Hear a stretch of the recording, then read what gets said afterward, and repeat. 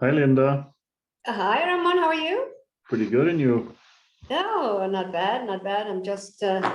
We're just now looking at the possibility of going to Rome next week, not this weekend, but next weekend, to see my sister, who's I haven't seen for several years because she's been stuck in Wilmington, Delaware with my mother. So she's now in Rome.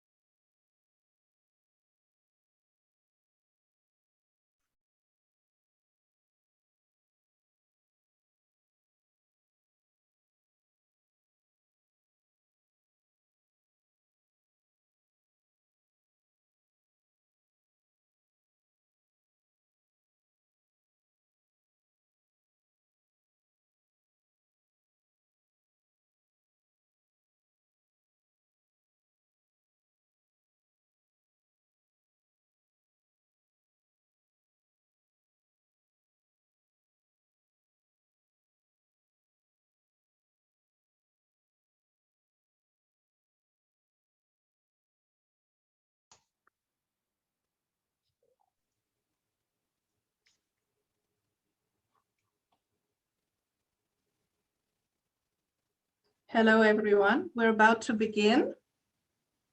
Could I ask you, Linda, Philippe, Matthias, to switch off the camera, please? We have only Ramon and Thomas in the first part, and then Alejo following.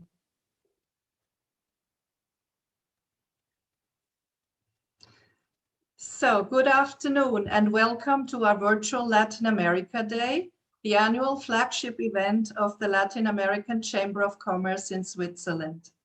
We miss greatly the opportunity of live and personal networking with you, but we are thrilled to be able to include again many viewers and some outstanding speakers from overseas. My name is Tatiana Gaspar. Most of you know me by now after 1 year of LATCAM webinars. I'm delighted to host this event where our distinguished guests will be discussing some crucial aspects of what is going on in the region, where we stand after 15 months of pandemic, and what we may expect in the near future. I want to thank our cooperation partner, Switzerland Global Enterprise, for the phenomenal year-round support and the smooth organization of today's company testimonials, which are coming up in about 2 hours from now. I also want to thank our patrons, Credit Suisse, Nestle, Novartis, Swiss Re, UBS, Bank Vontobel, and Zurich Insurance for the generous sponsorship of all our main activities. To officially launch this event, it is now my great pleasure to introduce our first two speakers from Team Switzerland, Ramon Esteve, President of LATCAM, followed by Thomas Först, Head of the Global Network at SGE. A warm welcome to both of you. May I invite you, Ramon, to go first, please? Thank you, Tatiana. And welcome, excellencies, members, and honored guests from abroad and here in Switzerland. Our world as we know it is facing a unique crisis, and I am not referring to the COVID, a tragedy for many, but which for our chamber has been an unwelcome opportunity that has forced us to think out of the box. It has led to the development of closer relationships with our sister chambers in Latin America, and has also allowed us to bring fascinating speakers to much wider audiences via our online events who would otherwise have been unavailable in person in our usual Zurich forum. Our chamber is part of a growing network where people and organizations roll up their sleeves, each contributing in their own special way, helping to improve lives. We are very grateful for the support and recognition we have received from our authorities in Bern and the possibility to have our voice heard together with other business associations. I'm not referring either to the damage being done to free trade agreements as populist governments try to protect their local economies with misguided efforts that go against the raison d'etre of a chamber of commerce. I am convinced that this problem will go away as we learn to manage the pandemic, or at least live with it. One only needs to look at the statistics. The era of free trade in the last 20 years has seen the greatest reduction in poverty and creation of wealth that the world has ever seen. The crisis I want to talk about is climate change. Do I believe in it? I think the science is pretty clear. In the coffee and cocoa supply chains my company deals with, the evidence is there. Certain producing areas are getting much drier and warmer. Others are getting more humid, bringing new biological threats to production. Even paradise Switzerland is suffering from the effect. Maybe coffee will replace the vineyards on the slopes of Lake Geneva in a not too distant future. But my belief is irrelevant. What is relevant is consumers and voters believe in climate change. So our companies need to adapt and react. I mention voters because they are a very important stakeholder in Switzerland. We vote 3 or 4 times a year, and voter sentiment on the environment can have significant impact on our companies. Just look at what we have upcoming: a law on CO2, limitation of pesticides, an ambitious initiative to save the glaciers, a recent initiative to make companies responsible for events outside their supply chains, which was narrowly defeated. But I guess the Swiss will be most remembered for having voted on a constitutional amendment to determine whether cows should keep their horns. One may perceive these as threats, but these are actually tremendous business opportunities. And this is what our chamber is about and should focus on. Even if we have enough fossil fuels and plastics for another century or more, a majority of consumers in our affluent societies want alternatives. You may retort that environmental concern is that of a few spoiled millennials here in Western Europe. Many communities are more worried about survival, but this is not entirely true. it has been demonstrated that once people become more wealthy and don't have to worry about their day-to-day survival anymore, environmental concerns arise. Degradation of the environment slows, and ecosystems begin to recover. In any event, basic necessities like safe drinking water, air-free pollution, an air free of pollution, are more on everyone's political agenda. Consumers today want a safe product, traceable to its place of production, with an environment and human rights respected along the supply chain. They want to know what companies are doing to protect limited resources, water, to decarbonize their supply chains. And we companies need to deliver. Obviously, these additional services do not come for free, but it seems to me like the Western consumer is more and more willing to pay the price. Though there are still a few discrepancies between public opinion and consumer behavior in the supermarket. Switzerland has the technologies to lead this transformation in renewable energy, in agricultural diagnostic and crop inputs, water management, transportation, machine tools, just to name a few. And many new technologies are being born in the incubators around our universities. From my perspective, what Latin America needs is investment in both renewable energy and transportation infrastructure, rail in particular, to produce more and move its products to markets. These two things are enablers. Chambers of commerce exist to promote commerce and share knowledge. SGE is also available to help our companies work in unfamiliar markets. But we have an additional asset to draw on, and these are the development finance institutions, which I feel are a bit neglected by Swiss companies.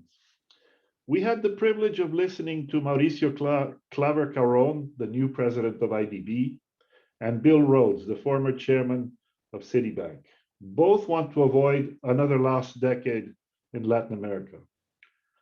IDB is demonstrating a strong willingness to work with the private sector. And this is not only for large infrastructure projects, but also for smaller businesses. There is a keen interest in working with the private sector on climate change mitigation and adaptation. And I can vouch to this commitment because our company deals extensively with the development finance institutions in its commodity supply chains.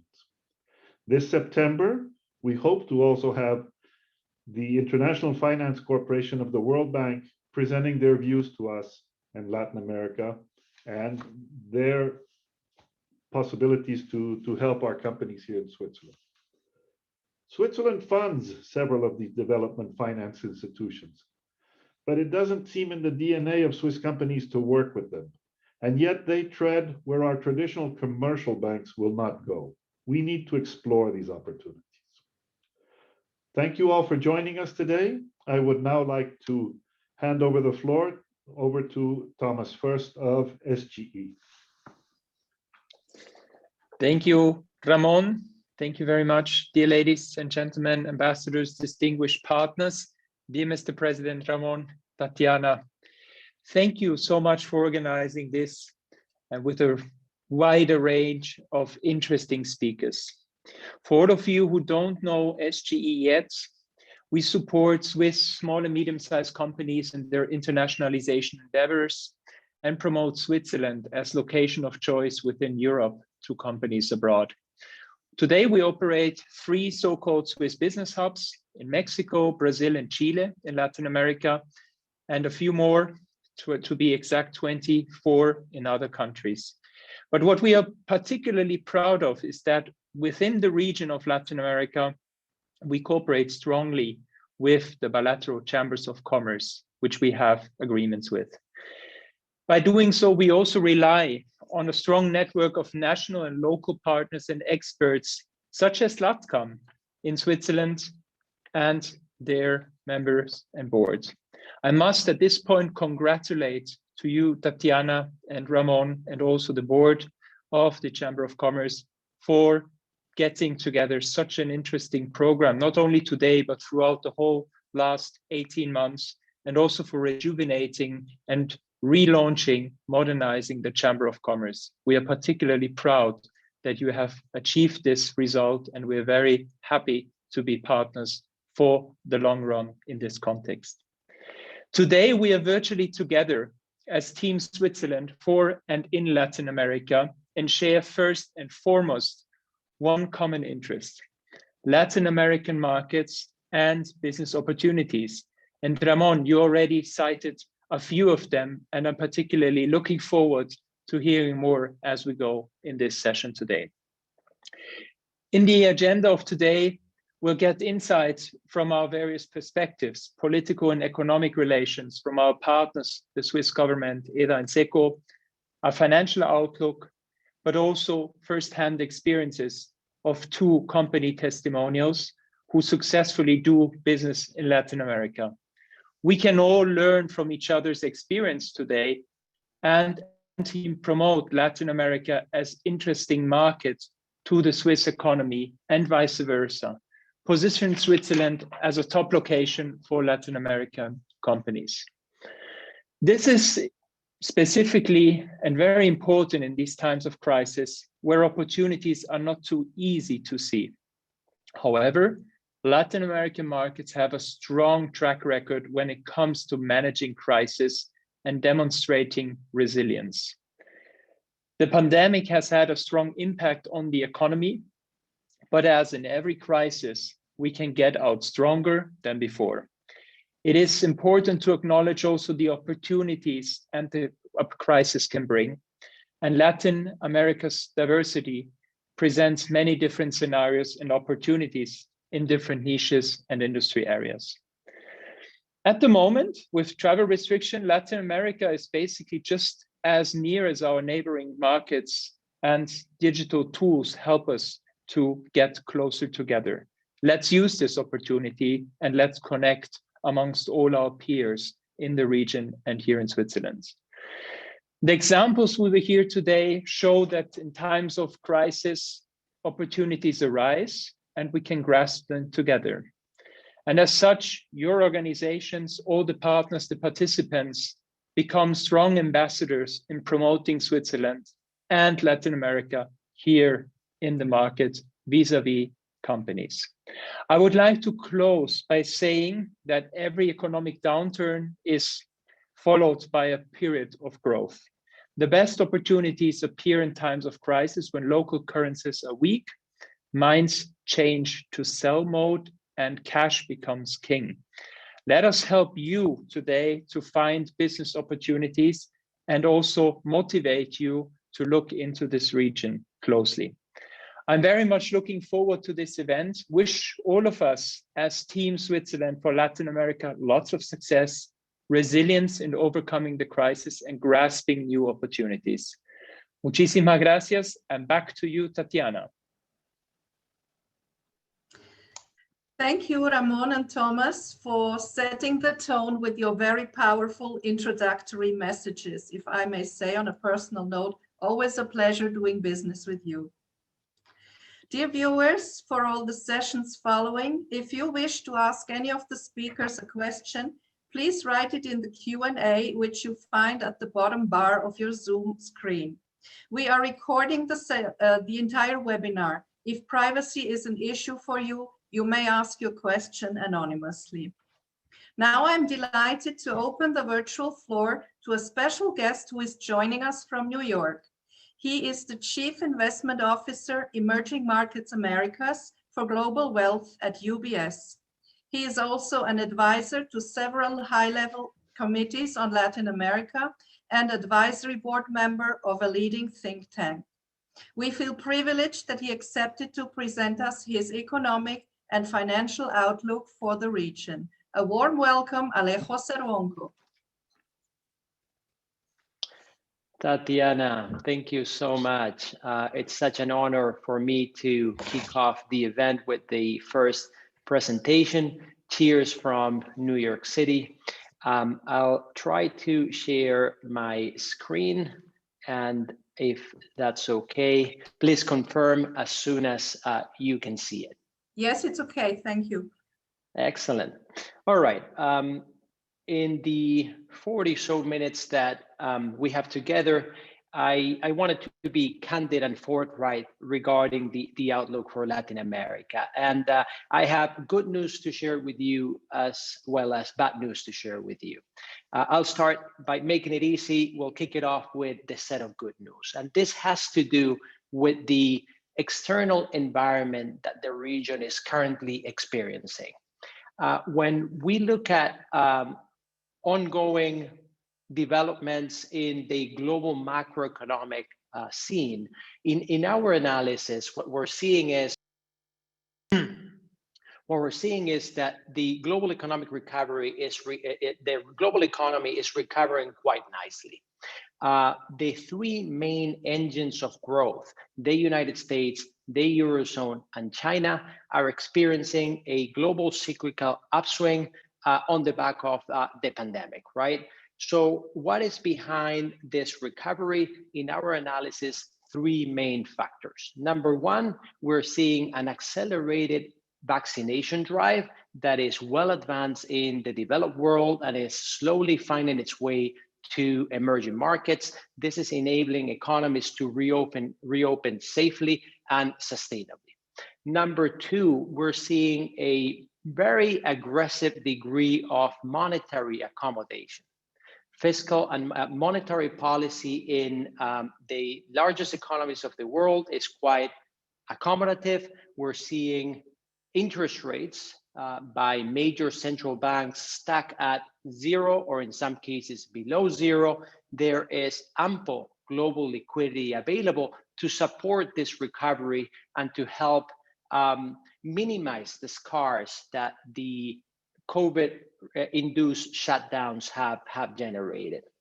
The third factor has to do with global fiscal policy. We're seeing quite an amount of fiscal easing taking place in the United States, in Europe, in China, among other emerging markets. And this is also helping the global economic recovery take hold and again, minimize the secondary effect that the shutdowns that we have been experiencing over the last few months could have on the economy medium term.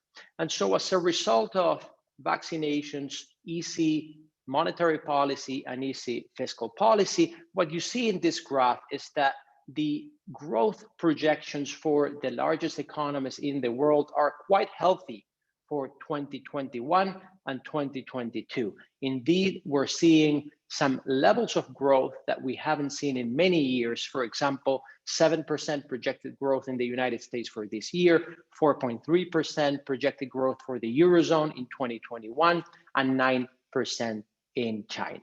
What does this mean for Latin America? First and foremost, pretty healthy demand for Latin American products and services.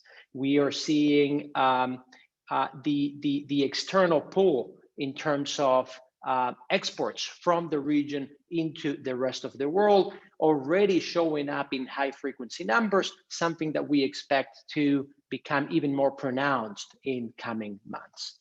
Another favorable factor from the external side of the equation for Latin America has to do with pretty sizable liquidity available for governments and corporations. And a last very positive factor has to do with the recovery in commodity prices, which in our analysis has further room to run. Let me show you a couple of pictures to illustrate this in turn. When it comes to the availability of global liquidity, governments and corporations in Latin America have been able to tap international capital markets almost without restrictions in the last couple of months, and of course also taking a step back as well. When you look at the development year to date, Latin American corporations and countries have been able to issue debt in euros, in dollars, in yen, at one of the highest rates seen in the last few years. There's very little restriction in terms of the availability of financing for most corporations and most countries in the region. Of course, this is a supportive factor that can help many of these entities make it easier to get out of the COVID-induced recession. And of course, when one looks at the developments on the commodity price space, we have seen a very aggressive re-rating of commodity prices in recent months, in some cases to levels not seen over the last few years or even over the last couple of decades. Look at what's happening on the copper front. We are seeing copper price levels that we haven't seen in the last couple of decades. This is very important for Latin American economies such as Peru, such as Chile. We're seeing soy prices at levels not seen in almost a decade. This is, of course, very relevant for economies such as Brazil, such as Argentina. So all in all, when looking at the good news, it comes from outside the region. We are seeing pretty healthy external demand for Latin American products and services, plenty availability of liquidity, that is, markets are open for business vis-a-vis the region, and of course, a re-rating of commodity prices that we think is sustainable and in some cases has a little bit more room to run. So that is the first set of good news. On the other hand, here's the bad news. The region is experiencing pretty significant domestic challenges. And it's interesting to recognize that these challenges have been preceding the COVID shock in Latin America. When you look at the macroeconomic performance of Latin America in the 5 years prior to the pandemic, that is 2015 through 2019, average growth rates in the region have left a lot to be desired, 0.1% of growth per year during this 5-year period. Compare that to almost 6% for Asia Pacific ex-Japan, 2.5% for the United States, 1.9% for the Eurozone. And in this context of fairly low growth, what we have been seeing is unemployment levels in Latin America slowly creeping up, informality levels in Latin America going up little by little. And of course, this created an environment of social discontent and social tension that in a way exploded by the end of 2019 in a pretty dramatic set of events in major Latin American cities. You might remember developments in Santiago, developments in Bogota, developments in cities such as Quito. All of this, once again, pre-pandemic. So the reality is COVID hit Latin America with pre-existing conditions. Now, the COVID-related shock has been quite dramatic. This chart is quite interesting and at the same time, pretty worrying when you look at how disproportionately Latin America has been hit by the virus. When you pay attention, for instance, to the horizontal axis, showing the share of the world population of certain countries and regions illustrated in the graph, the vertical axis is the share of COVID-related deaths. Latin America clearly stands out for the wrong reasons. With 8.5% of the world population, Latin America has so far suffered from close to 30% of the global COVID-related deaths. And of course, this very significant healthcare and humanitarian cost has triggered a very deep recession in Latin America, leading to dramatically higher levels of unemployment, much higher levels of informality in the region. Of course, this has been a shock that has affected different segments of the population in a very unequal way.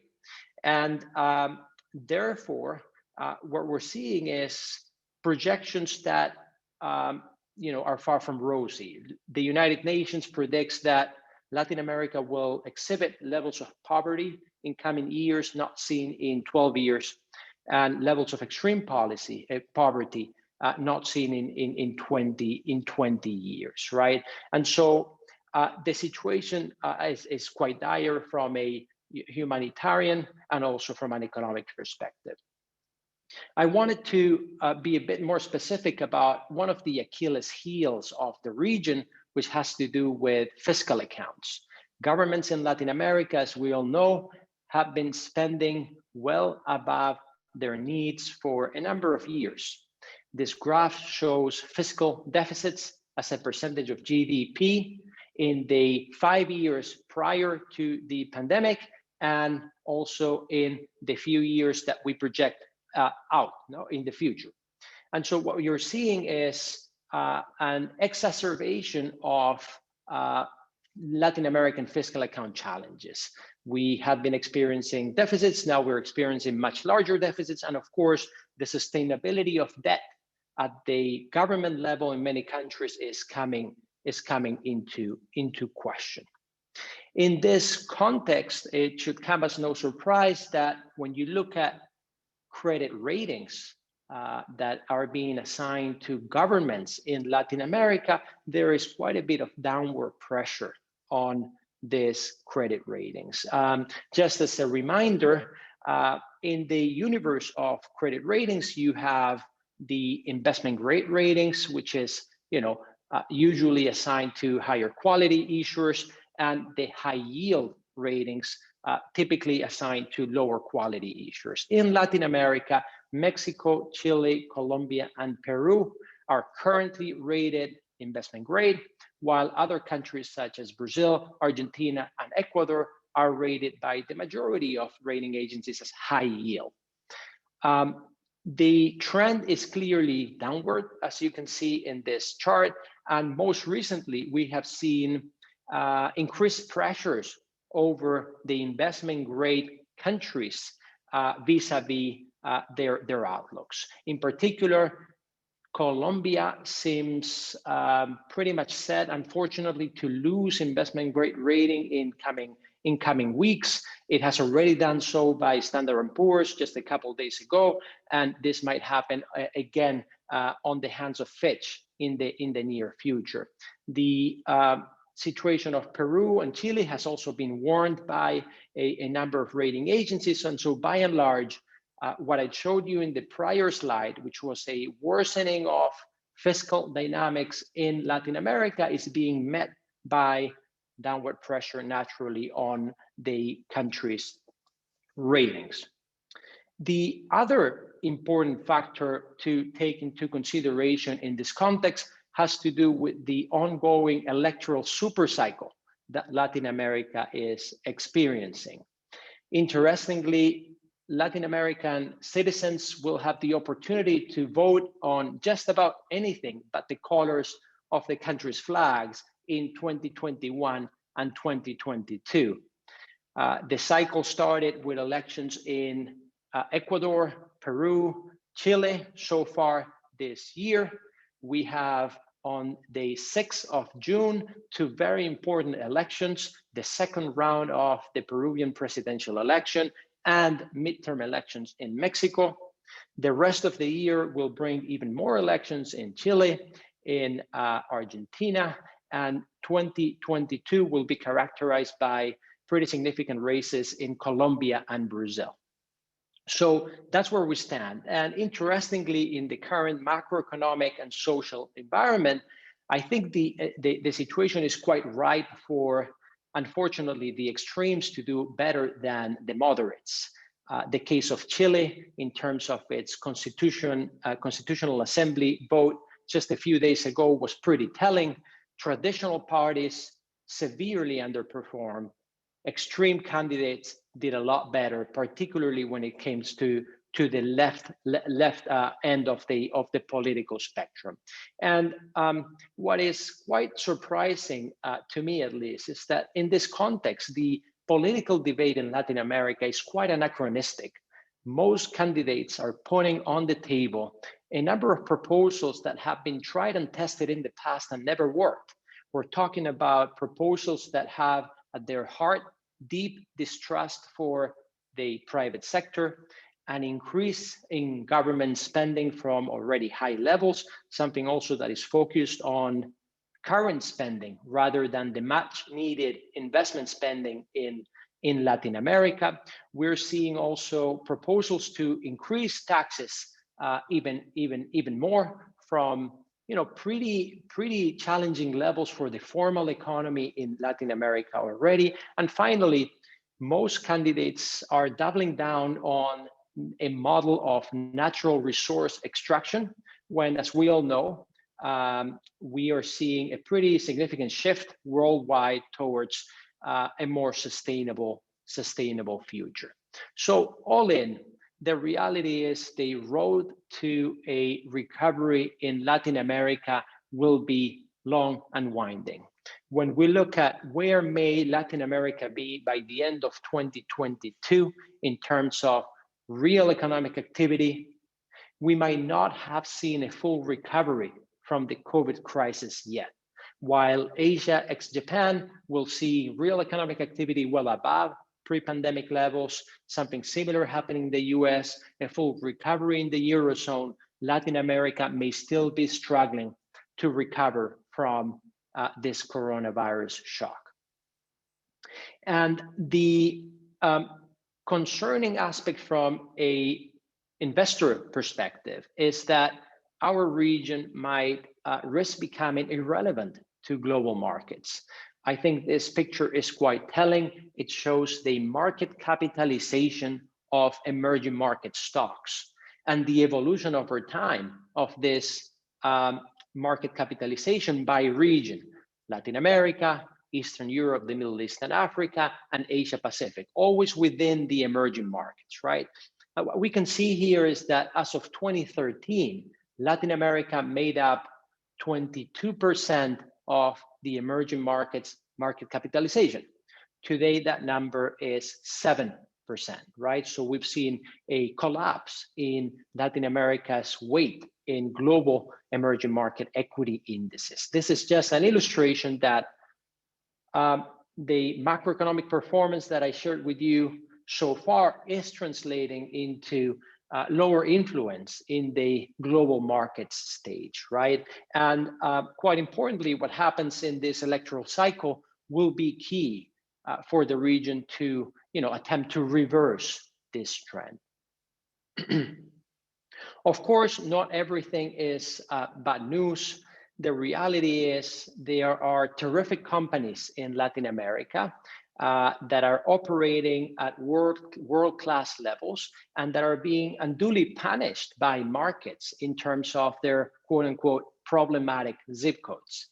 In that regard, we see a whole range of attractive investment opportunities in the region where investors can pick up some extra yield by, once again, investing in very high quality companies. And despite just being located in what many investors consider to be more volatile destinations, right? In addition to that, we're seeing that the cities, the region cities are hubs of innovation. We are seeing disruption in the area of different technologies in major capitals of Latin America, and this is creating a whole range of investment opportunities. Now, just to conclude and open up to any questions you might have, let me just wrap up by saying once again, we have, as a region, Latin America, facing a very favorable global backdrop. The global economy is recovering. China, the US, and the Eurozone, the three main engines of global growth, are at the early stages of a cyclical upswing. This is leading to quite a bit of demand for products and services from Latin America. At the same time, liquidity is quite abundant, allowing countries and corporations in the region to take up debt at relatively favorable terms. Commodity prices are high, and we expect them to remain so in the next few quarters. On the other hand, Latin America entered COVID with pre-existing conditions. The shock was pretty dramatic, pretty profound, and it will take quite a bit of time to recover from this situation. how much time will really depend on the outcome from this electoral super cycle. Most countries in the region will change leadership in 2021 and 2022. The environment is rarefied. So far, the extremes are prevailing over the moderates, but not all is lost. We need to see how things develop in the next few months.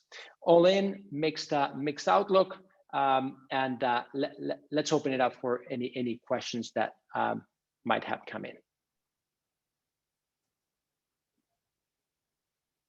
Alejo, could I ask you to free the screen again?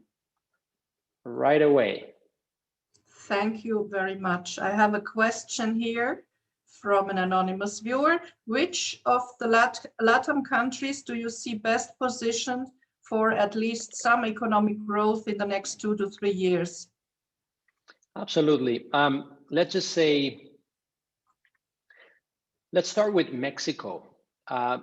So in our view, the macroeconomic outlook for Mexico is relatively favorable when compared to other countries in the region. First and foremost, it remains very much tied up to the US macroeconomic recovery. In addition to that, even though many of the policy preferences and choices of Andrés Manuel López Obrador leave a lot to be desired, we have seen that the overall macroeconomic health of Mexico remains of relatively high quality, right? Debt levels haven't increased in Mexico as much as they have in other countries in recent years. The country still has pretty healthy levels of international reserves. There is an independent central bank that so far has been able to operate without major political interference, among other reasons. And so when it comes to the overall trend, Mexico stands out as being relatively resilient when compared to other countries in the region. There is another set of countries that I would highlight as being a bit more vulnerable in the context of the ongoing electoral cycle, right? And this is the Andean region. As you know, Chile, Colombia, and Peru have been enjoying above average by Latin American standards level of GDP, levels of development, levels of institutional quality over the last 2 decades. I think there's a risk. It's unclear whether this is a risk or a baseline scenario. Things are quite fluid as we speak. I think there's a risk that Chile, Colombia, and Peru emerge from this pandemic, emerge from this political cycle looking very different from the countries that we had gotten used to before, right? And then there's the situation of Brazil. Brazil has deployed pretty sizable amounts of fiscal spending to help individuals and corporations weather the coronavirus shock. This has helped economic activity to recover pretty swiftly, but of course at the cost of increased concerns about the sustainability of Brazil's debt. I think the jury is still out. Much will depend on what will happen in the 2022 presidential elections. But you know, we're seeing relatively high level of GDP growth, yet with sizable vulnerabilities in the background. Let's take the next question from Sven Gelhar. What about the inter-regional trade? Could that cushion the economic downfall? I am quite skeptical that inter-regional trade will come in to save the day. The reality is we are seeing increased appetite for protectionist policies across the region, right? So, you know, maybe taking a step back, you could argue, yeah, you've got on the one hand the Mercosur set of countries, on the other hand the Pacific Alliance set of countries, and of course Mexico stands always kind of on its own subject to a different economic ecosystem, right? And so when it comes to Mercosur, it's hard to characterize this as a historically successful attempt to integrate these economies. And the reality is the governments of Argentina and in part Brazil are not too eager to cooperate among them, and integration between Mercosur countries looks constrained at the moment. When it comes to the Pacific Alliance, as I've been highlighting, Chile, Colombia, and Peru are dealing with significant challenges of their own, and they're mostly looking inwards to try to address these challenges rather than putting their energy and attention outwards and trying to integrate with one another. The one exception, once again, might be Mexico. As you know, NAFTA was renegotiated under the Trump administration, and we have a USMCA that seems to be working nicely, and we have a situation with Mexico seems relatively well prepared to benefit from the increased external demand coming from the US, to benefit from a reallocation of global supply chains that is taking place globally post-COVID. And so this would be one country in which integration with North America seems likely to accelerate rather than the opposite. So, but the answer to your question is, by and large, I find it very challenging to believe that Latin American trade will come to the rescue. I see we have a lot of questions coming in, much more than we can answer in just the remaining 15 minutes or so. The next one from Anonymous: will some countries change their taxations toward private companies to be more attractive? In this case, which one? Look, by and large, the debate on taxation that is taking place in the region is centered towards increased taxes on corporations, and in particular, increased taxes on high and ultra high net worth individuals. When you see governments spending well beyond their means pre-pandemic, something that was exacerbated by the COVID shock, fiscal authorities are looking for ways to try to balance fiscal accounts. And in a recessionary environment, it is extremely challenging to tackle expenses, and therefore most countries are looking to improve their incomes, right? And so the debate, once again, is squarely tilted towards more rather than less taxes in the majority of in the big Latin American economies. I'm talking about Chile, Colombia, Peru, Argentina, Brazil, and Mexico, right? In particular, there has been a global trend that has been taking place over the last few quarters, more in favor of a one-off or a recurrent taxation of ultra high net worth individuals' income or even wealth, right?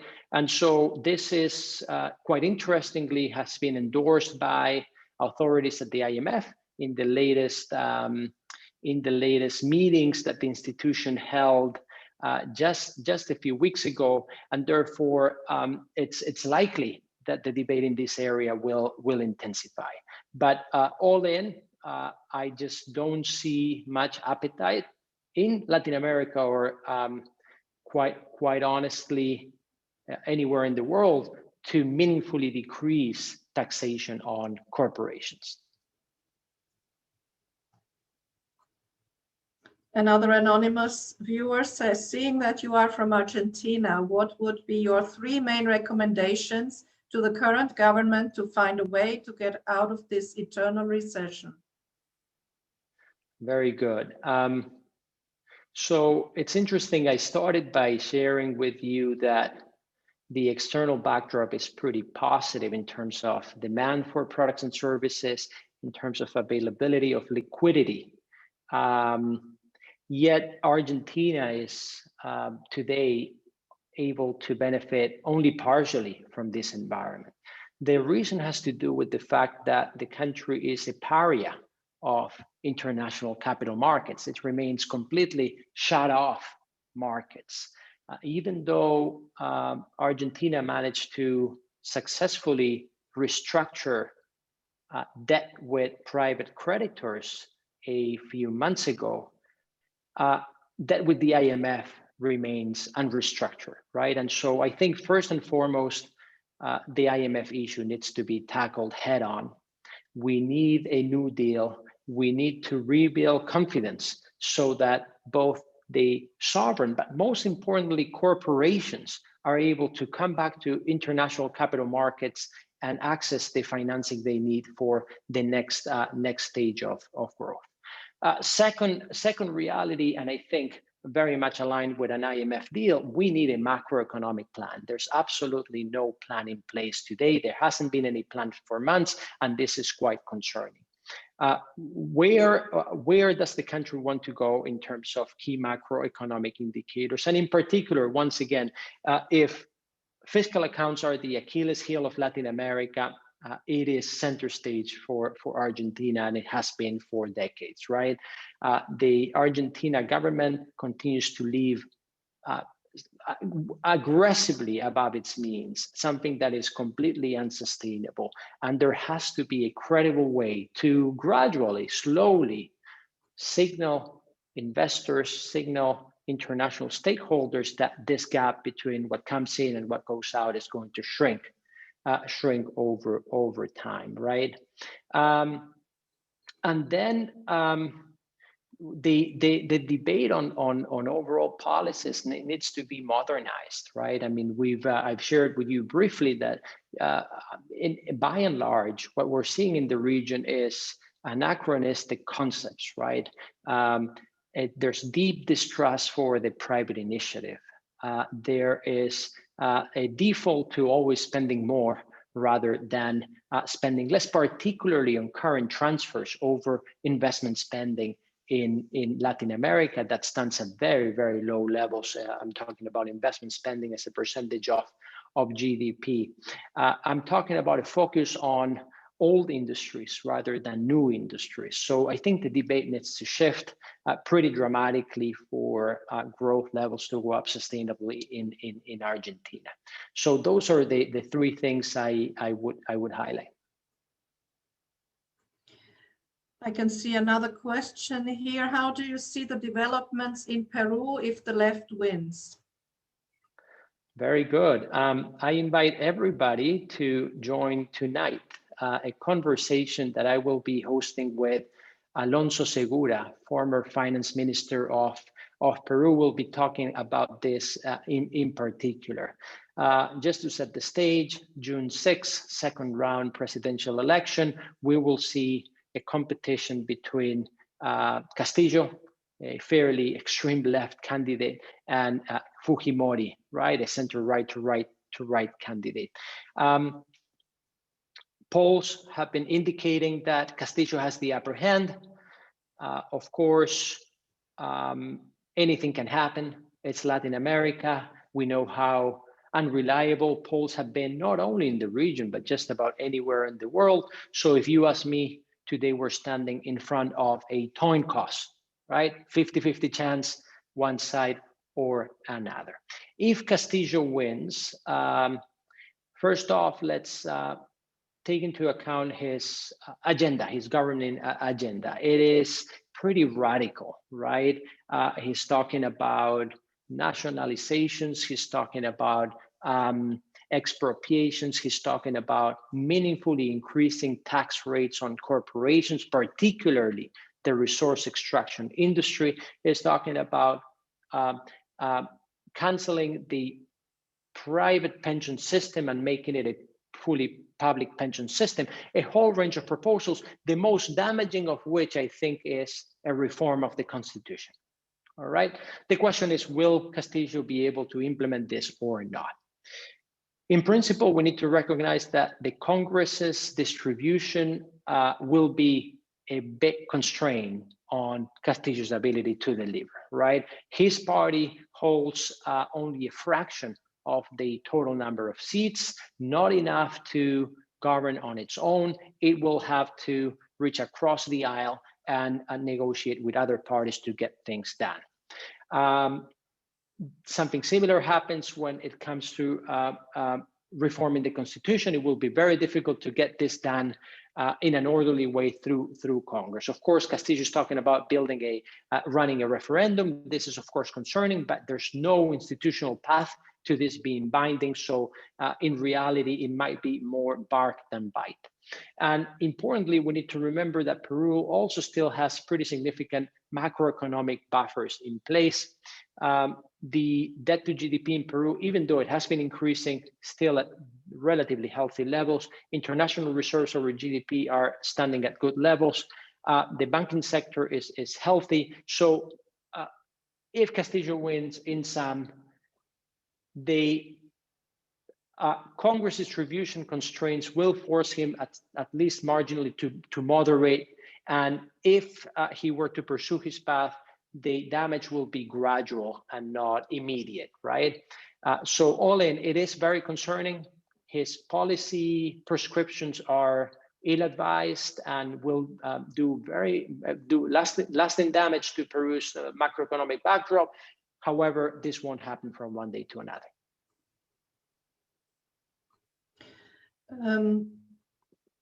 What about Central America? Is there any hope for them? Another question from Anonymous.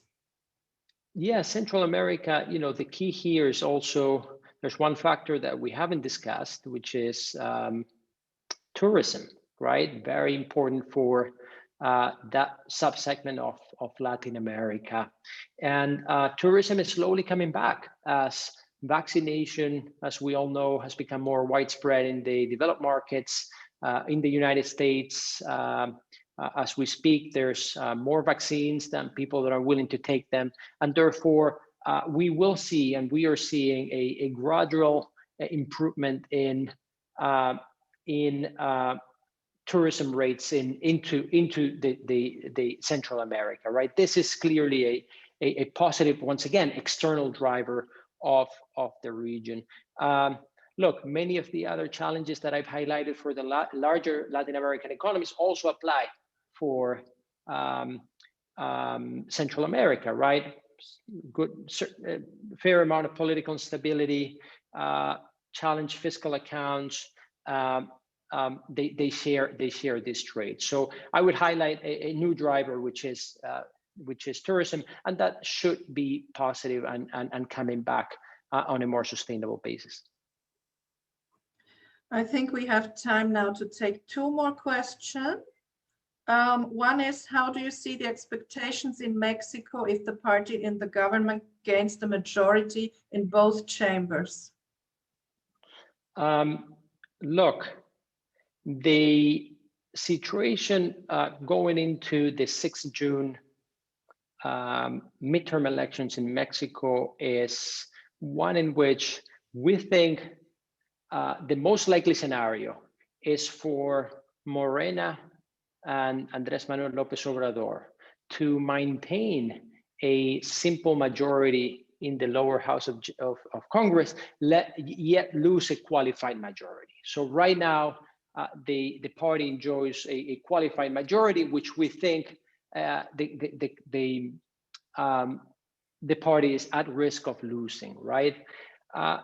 This means that Morena will maintain a good amount of influence over the agenda, but at the same time will reflect a more balanced distribution of power in Congress. That is our baseline scenario, and that we think is relatively positive for the Mexican economy and Mexican financial assets. More checks and balance and more balanced debate, we think will help the outlook for the country.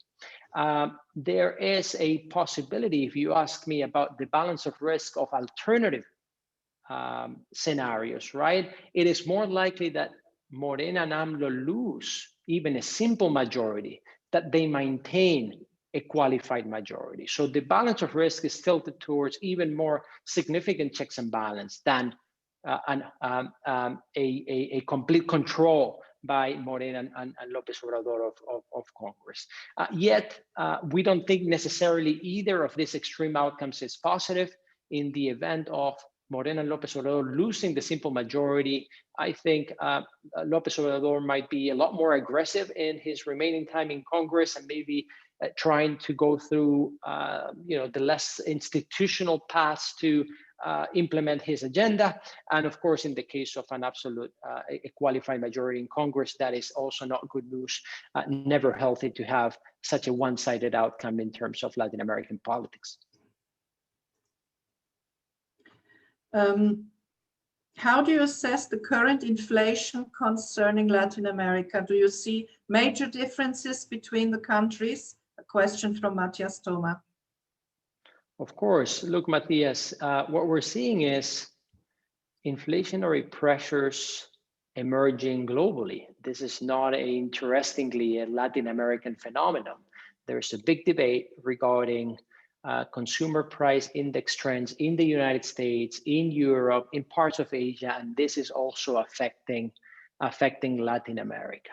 Look, in our analysis, we're seeing temporary price pressures in many countries, in good part as a result of pandemic-related disruptions, right?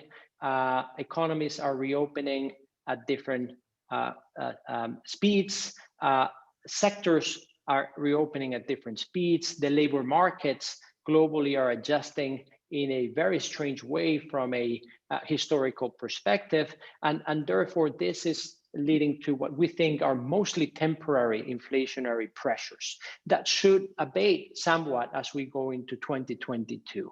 This is a global trend that we expect to apply to Latin America as well. Of course, within Latin America, the big difference is are these inflation trends triggered by what is the key source? And in particular, are we talking about monetary financing of the fiscal deficit, right? And in countries in which we see pretty significant monetary financing of the fiscal deficit, inflationary pressures will persist. I think case in point is Argentina to a lesser extent. Fiscal imbalances in Brazil are concerning, and this might put inflation above the Latin American average. But elsewhere, we're not overly concerned about inflation. Well, we could go on and on, but I think we have to stop here because the time is almost up. I thank you very much for your comprehensive presentation, Alejo Czerwonko, and for answering so many questions in detail. This has been a vibrant kickoff of our webinar with so much valuable input that I'm sure is greatly appreciated by our audience. We wish you all the best and many thanks for making time to be with us today. Thank you, Tatiana. Thank you very much, everybody, for the questions. It's my pleasure. Don't hesitate to reach out if you want to have follow-up conversations. Yes, if anyone feels they haven't had an answer to a very pressing question, you can send it to me at the Latin American Chamber and I will forward it to Alejo with great pleasure. Thank you very much, Alejo. All the best for you.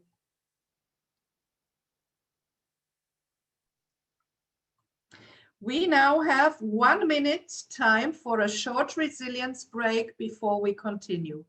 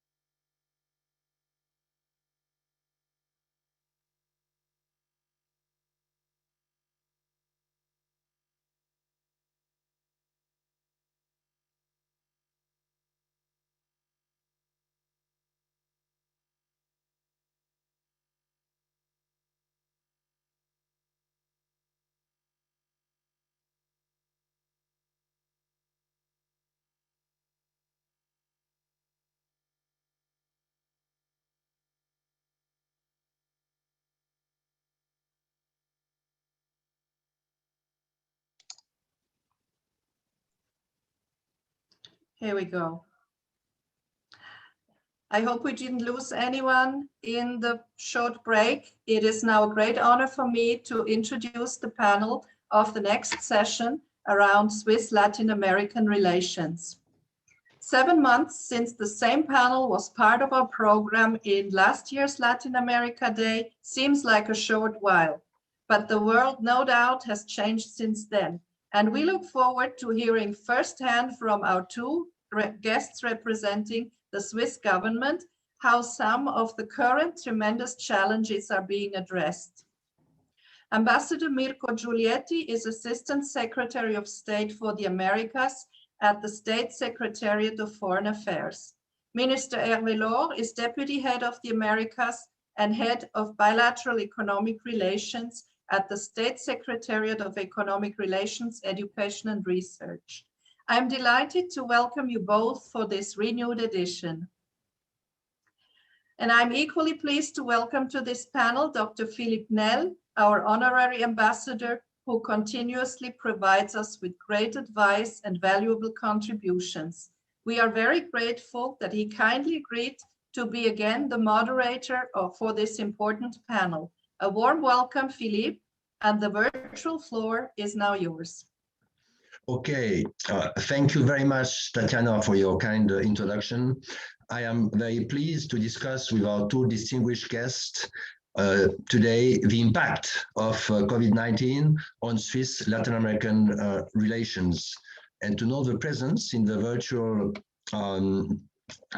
audience of several Swiss Latin American Chamber of Commerce and of their members. It's great to have you all with us from across the Atlantic.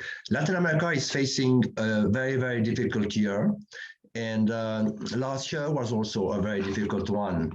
And detailed data on last year, you will find it here in this publication, Switzerland, Latin America, Economic Report 2021, which has been issued this year again, and thank you very much, congratulations, by Minister Hervé Laure and SECO. This is a great piece because here you find detailed data on Swiss trade and Swiss investment and various agreements. And also there is a special chapter on informality in Latin America.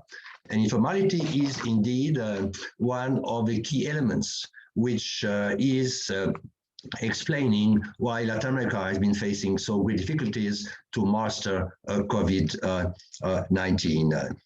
As was said a few minutes ago by Alejo Czerwonko, Latin America, with only 8% of the world's population, is accounted for 35% of deaths linked to COVID-19 in April this year.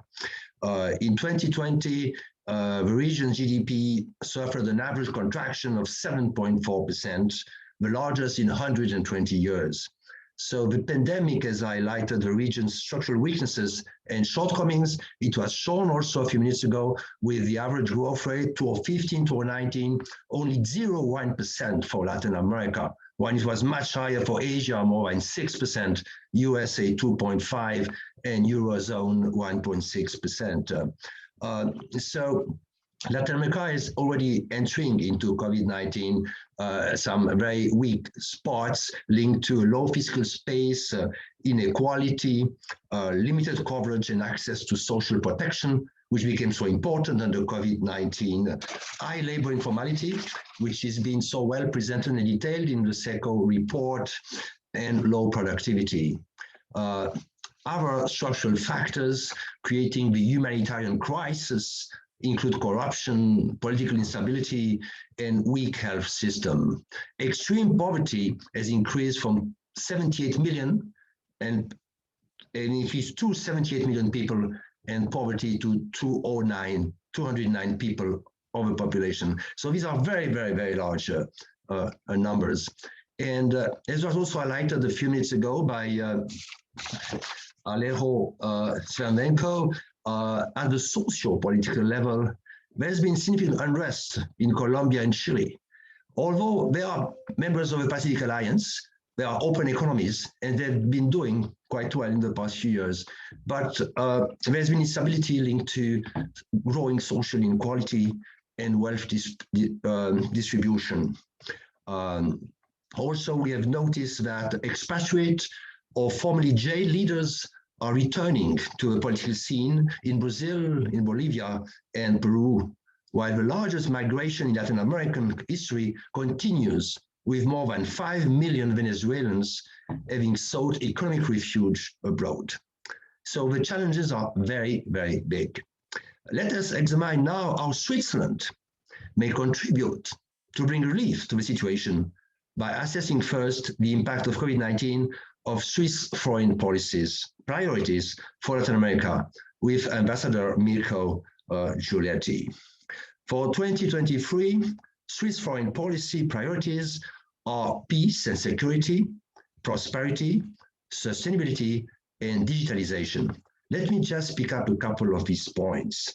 First, to which extent are Swiss peace and security policy objectives impacted by COVID-19 in Colombia and in Venezuela? Thank you, Philip. Do you hear me well, I guess? I hope. Yeah, good. Thank you, Philip.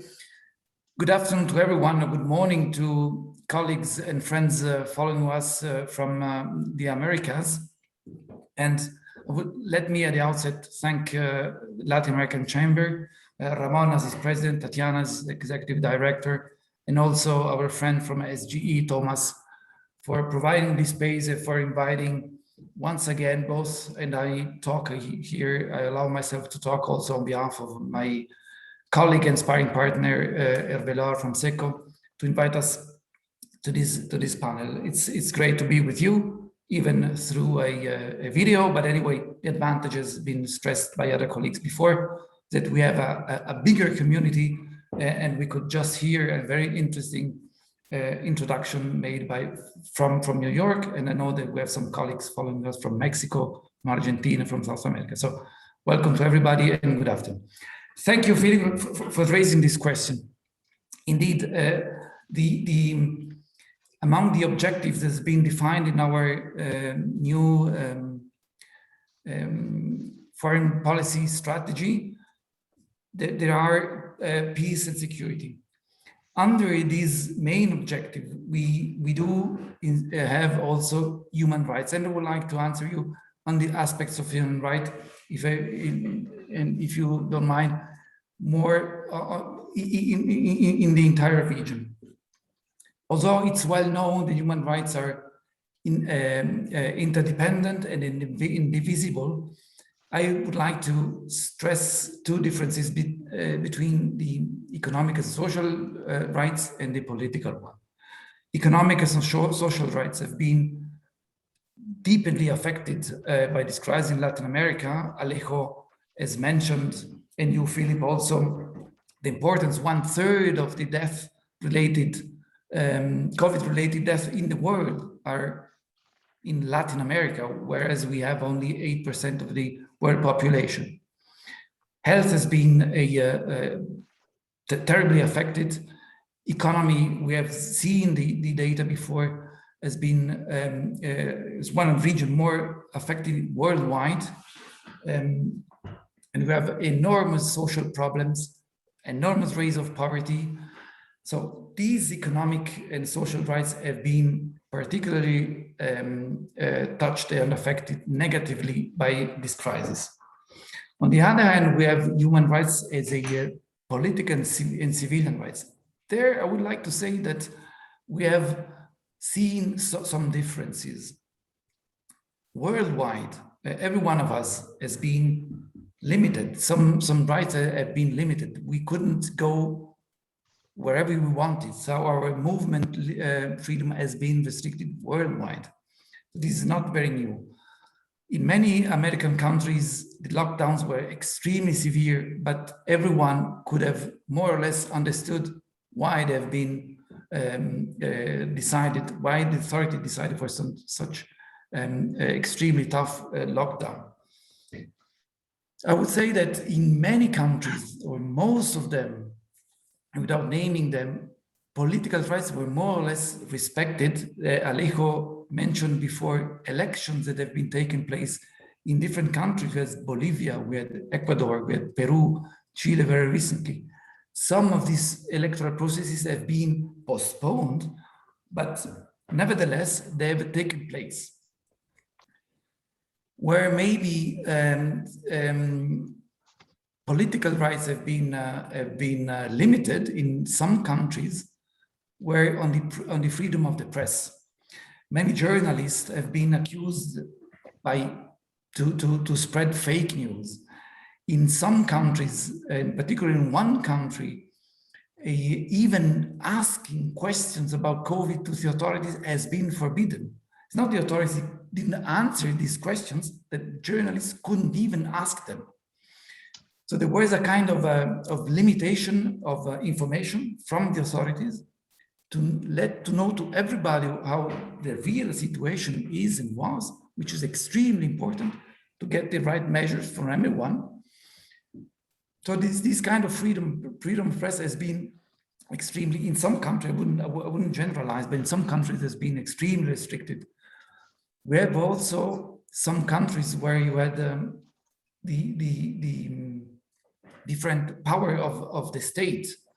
And there has been a kind of confusion, let's say like this, where the government has taken some measure, and then we had a kind of fight, if you allow me this word, between government and the judicial, which said, no, this particular decree isn't constitutional, you cannot implement it, or where you had the legislative, which in his way tried to shape policies. We had some difficult situation in some countries concerning these differences and divergences between different power of the states. We have also the case where this more maybe in federal countries, but we had known similar discussions here in Switzerland, where you had contradictory policies and contradictory measures taken by the federal authorities and the local authorities. So maybe there was a kind of confusion what to do, what the law enforcement forces had to do. Should I detain one person because he's walking around because the president said so, but the Constitutional Court said exactly the opposite. So there was a kind of confusion, particularly during the first months. So in a nutshell, I would say political rights, they have been affected, let's say, in a jeopardy manner. Some countries, I would say, they've been largely touched. In many countries of America, Latin America, I would say they have not been severely restricted, but certainly economy, social and cultural right, they have suffered quite a lot. Now we hope that we'll have a recovery. We have to see how the authorities will again guarantee these rights to everyone. Okay, thank you very much for this analysis on the peace and security situation, where we see that overall Latin America has been able to maintain situation it had before. Now, in the objective of a Swiss foreign policy, we have also sustainability, and we know sustainability is very important nowadays. It was also mentioned by myself a few minutes ago. It's a key policy objective for us, for the whole world today. And for Latin America, it extends from mining to waste management and also to deforestation, for instance. It is an aspect which is also being raised in economic agreements between the European Union and Mercosur, and also between EFTA and Mercosur, referring to the Amazon region and deforestation. So in order for the Swiss foreign policy to pursue these objectives with our foreign partners, to explain them our opinion, and to try to understand also, their viewpoints, to which extent does the COVID crisis make it more difficult to bring our messages through on sustainability? Thank you very much, Philip, for this question on sustainability. Again, let me a little bit generalize. I would say that the message has gone through many years ago for many countries, many Latin American countries are very much committed they've joined the Paris Agreement and they are very much committed to implement their environmental policies. Now, certainly, with this big economic crisis, as we have seen, states had to decide very shortly to shift their budget from, let's say, long-term policies into very short health policies, economic stabilization, as Alejo rightly pointed out, and recovery policy for the next future economically. This is a debate that we've had everywhere, where what is more important, economy or health? I exaggerate a little bit, but this is a general question that has been asked and everywhere, and countries and government had different answers. But I would say the message went through many years ago, Latin America. It is certainly more difficult now, not only for Latin American countries, I would say worldwide will be more difficult to see the long-term perspective from the sustainability policies, and I speak particularly from climate change policies. Ramon at the very beginning has mentioned the next referendum that we will vote on the CO2 law.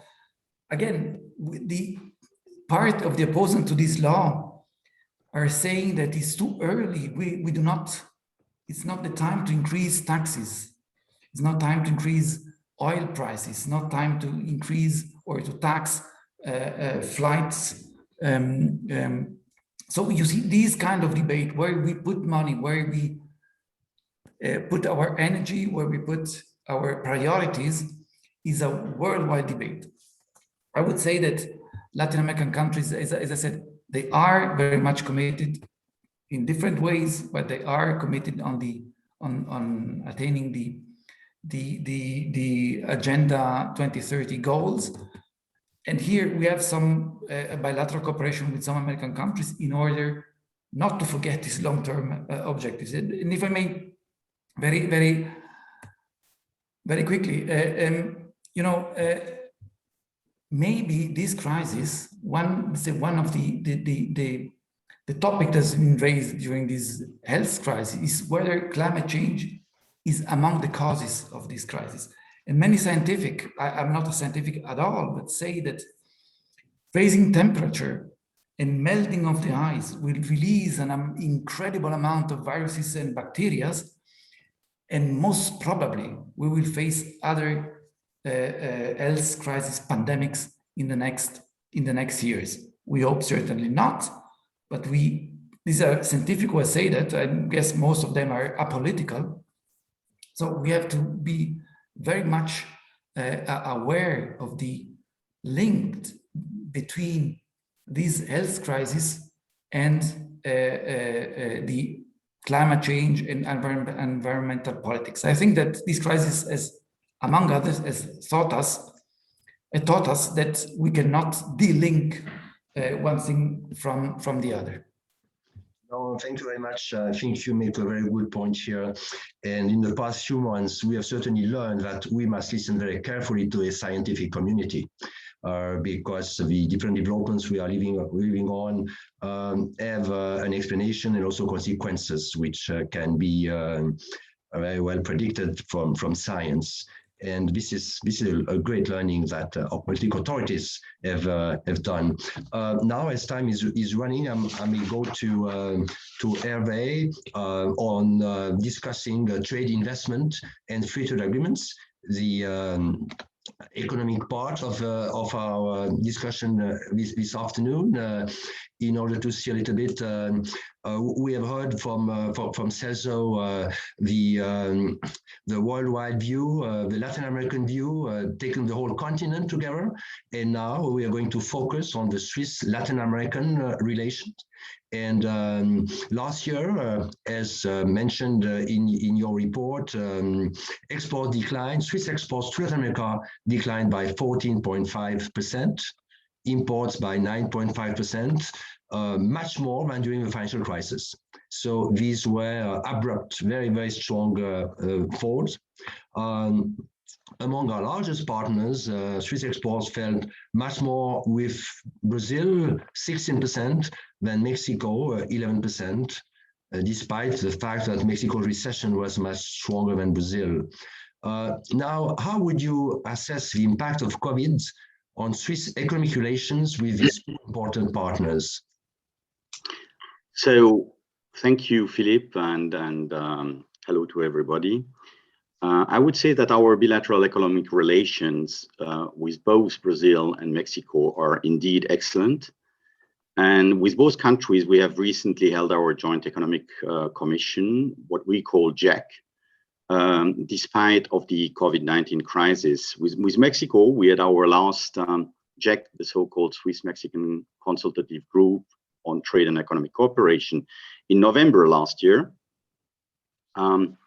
It was our 10th meeting and took place in a virtual format, featuring over 50 participants. The discussions covered, amongst others, the modernization of the Mexico-FTA free trade agreement, trade and investment promotion, as well as the cooperation in the context of the WTO, inter alia, in light of the challenges posed by the COVID crisis, and also discussion around the OECD. Private sector topics, including the broader framework, conditions for innovation and market access, as well as sectoral and company-specific requests were equally addressed.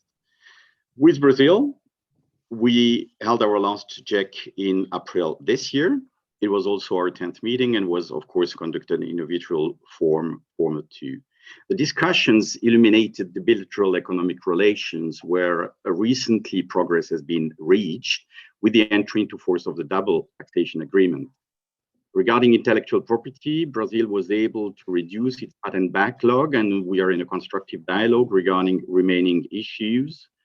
Among others, a decision of the Constitutional Court recently. Of course, the FTA between EFTA and Mercosur was an important topic too, and the private sector emphasized the importance of a successful conclusion of this deal without any surprise. As with Mexico, we also discussed multilateral issues like strengthening the WTO reforms track and Brazil's ambition to join the OECD. Both Brazil and Mexico have suffered heavily under the COVID crisis. During the Joint Economic Commission, Brazil has highlighted that it has spent 8.6% of its GDP on a bundle of countermeasures, well above the average for emerging economies. I think it was alluded to as well by Alejo in his speech before. Mexico took two extensive measures, and both countries emphasized the importance of international cooperation for the purpose of securing trade flows. As you mentioned, their GDP fell drastically, and in this context has to be perceived as well the drop in our bilateral trade.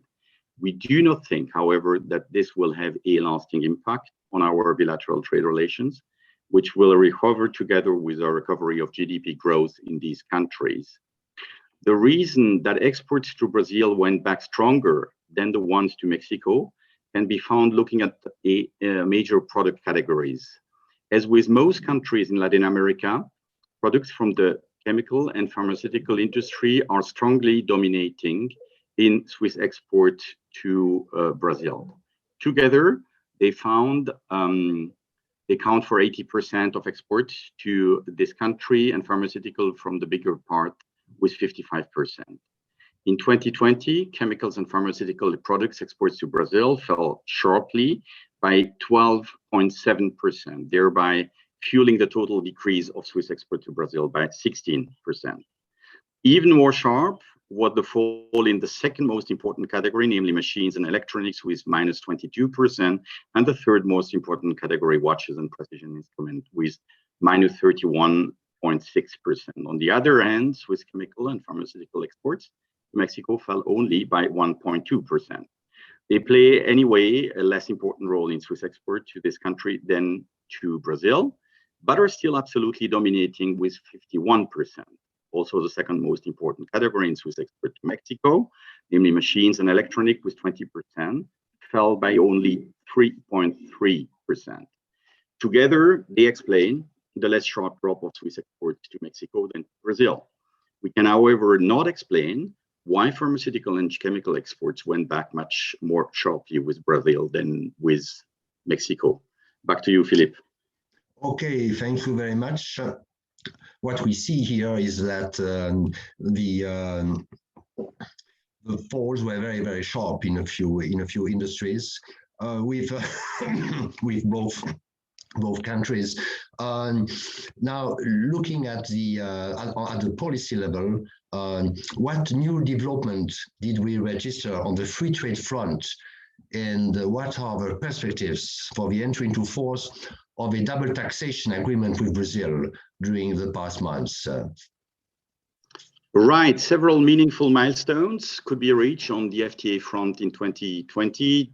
Despite a difficult general context, as we all know, a new FTA entered into force in November last year, namely the FTA-EFTA Ecuador, signed in June 2018. It is a broad-based agreement covering trade in goods, rules of origin, trade facilitation, technical barriers to trade, SPS measures, investment, IPR, etc. As well as trade and sustainable development, one of the subjects we have as a red tape all over the place right now. Regarding the FTA-EFTA Central America, which is also a broad-based free trade agreement already in force with Costa Rica and Panama since August 2014, the Parliament of Guatemala approved the agreement in February last year, following the signature of an accession protocol in 2016. Currently, parties to the FTA need to complete their existing and internal procedures in order to allow the entry into force of the FTA with Guatemala. The agreement remains open to the other Central American states. As you know, the negotiation for an FTA-EFTA Mercosur have been concluded in substance in August 2019, and the agreement is currently under legal revision and will then have to be signed and ratified by the parties. With the agreement, over 96% of the Swiss exports to Mercosur countries will benefit from tariff concessions, and around 95% will be completely exempt from customs duties. Some cases offer transition periods, of course. In addition to chapters on tariff reduction, rules of origin, or trade in services, the agreement also includes a chapter on trade and sustainable development, where the parties reaffirm their commitment to multilateral agreements and principles regarding environmental and labor standards. So here a point: in the light of the popular vote on the FTA with Indonesia in March, which only passed, as you know, narrowly after a substantial public debate centering mainly on sustainability issues regarding palm oil, it can be said that it might be prudent to finalize properly the content on sustainability in the FTA with Mercosur. It might be useful to look at this also against the background of similar discussion between Mercosur and the EU, as not only environmental and social circles in this case, but also the Agricultural Association, who supported the Indonesian deal, are critical, and that without having seen the text, we need to ensure that the agreement in this area will be acceptable for these stakeholders and pass a referendum, which is, like it or not, likely to be seized. Regarding the modernization of existing FTA of EFTA in Latin America, good progresses could be reached with Chile. So far, 3 rounds of negotiation have taken place, last one in March this year. With Mexico, both sides are committed to continue the modernization process, which has been blocked since 2017. This good dynamic is to be confirmed still. With Colombia, EFTA would like to include a new chapter on trade and sustainable development in the agreement. Finally, a few words over the double taxation agreement that already has been mentioned. We are very pleased that the agreement could finally enter into force in March this year, after the Brazilian parliament ratified this agreement signed in 2018. It will be applicable starting from January 2022 and will foster our bilateral economic relation and tax cooperation in tax matters. We definitely hope this is going to help further the investment side of our relations. Back to you, Philippe. Okay, thank you very much, Hervé. So you had really some good news for us. Thank you, thank you. We need that, and I think it's good because it looks for the future. We're not here to look in the rear window. We look ahead. And Ecuador is a great news. We've been waiting for some time. It went to the Constitutional Court, and now it's in. And Ecuador had also elections in April, and the moderate candidate won. The one who is in favor of moving forward with the private sector. And therefore, that's also good news for Ecuador and for looking out for solutions related to the foreign debt of Ecuador and to the challenge made by Ecuador as the dollar, as a currency being used in the country. Guatemala is also great news because we've been waiting for quite some time.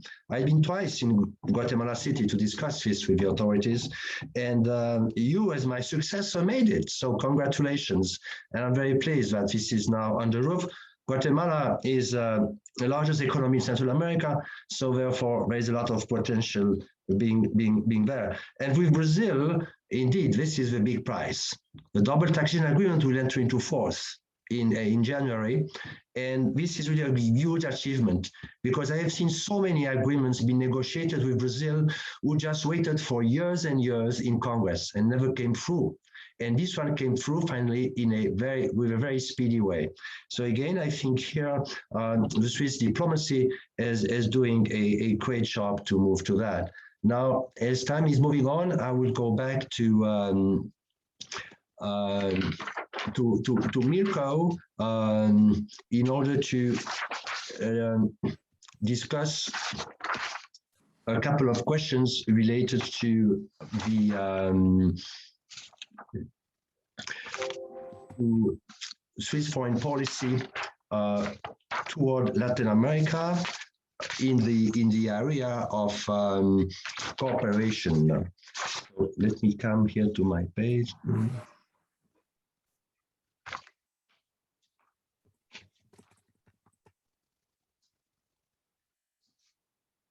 Yes, that's the Swiss cooperation is providing a regional support to various projects in Latin America. And there is an office in Lima for regional projects. There's been a great contribution for Switzerland now for years in Latin America, which is very well appreciated and which is reminded to us every time we travel to the regions, to several countries. And this is a footprint of Switzerland in that particular region. Now, could you briefly tell us now in this COVID-19 period how this could be pursued, how this could be done, and where the big accent been put for the Swiss foreign policy cooperation in Latin America?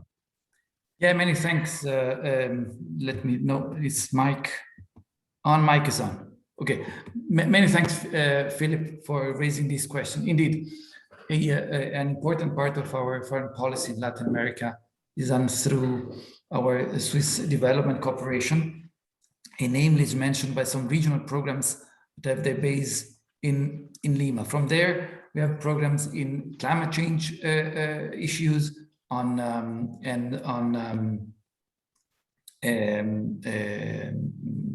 recovery issues, and on disaster relief reduction.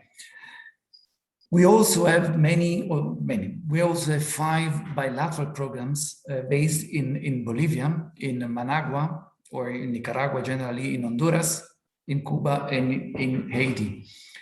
Concerning the COVID helps or support, or from more or less, let me generalize a little bit, from more or less 60 million budget for SDC in Latin America, 1/3 has been diverted in order to help authorities and civilian population to face COVID-related problems. It's 1/3 in a very short time, so the flexibility of the SDC to shift 1/3 of his budget has been very well received. Let me give you some example. Maybe they're not very much visible, but anyway, they have been very much appreciated. In Bolivia, for example, we haven't supported the health authorities, but we know this is also a worldwide negative aspects of the COVID crisis, in particular of the lockdowns. Domestic violence against women has increased exponentially during the different months. And in Bolivia, we set up a program in order to talk about this violence and also to diminish, to take down the level of this domestic violence. In Honduras is another example. We worked on the value chains of cocoa. We have heard from Hervé, we have heard from Alejo at the very beginning, the importance of the economy. We know the importance of the economy also during this crisis, and allowing and supporting small cocoa producers to continue their work and to continue to have an income. It is an important part of our job. And Nicaragua and with Costa Rica, we have supported many migrants. Most of them, I have to admit it, are not because of COVID, but because of the political situation, which is characterizing Nicaragua since 2018. But at the same time, part of these migrants into Costa Rica have been people affected by COVID. So we have intervened both in order to support the Costa Rican authorities and Costa Rican population along the border with Nicaragua to welcome migrants from Nicaragua. There's some example, very concrete example from our LTC cooperation.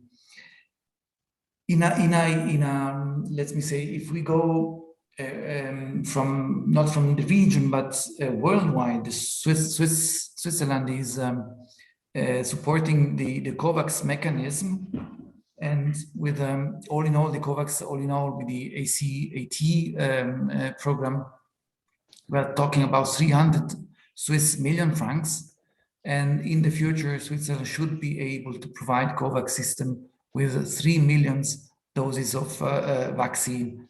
This has not still been done, but decision has been taken by our authorities at the federal level. So you see, whether it's through SDC, very concrete projects, or through the federal government, and particularly through the Swiss Federal Office for Public Health, we are trying to help population, to help authorities to face this pandemic. Okay, thank you very much. With great interest of this very quick new allocation of funds in order to relieve governments and population, to help them go through this big crisis. I think this is extremely important.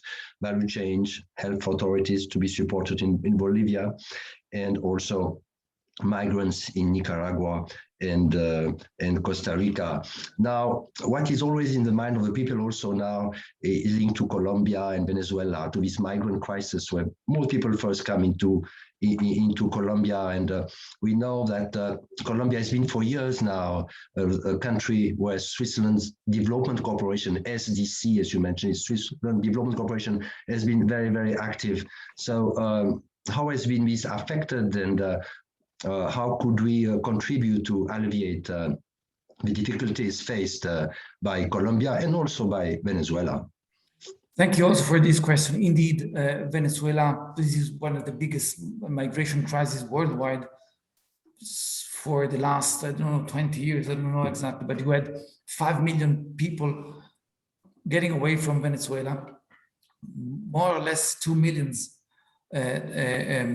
are now in Colombia. We are, let's say, working on two different bases.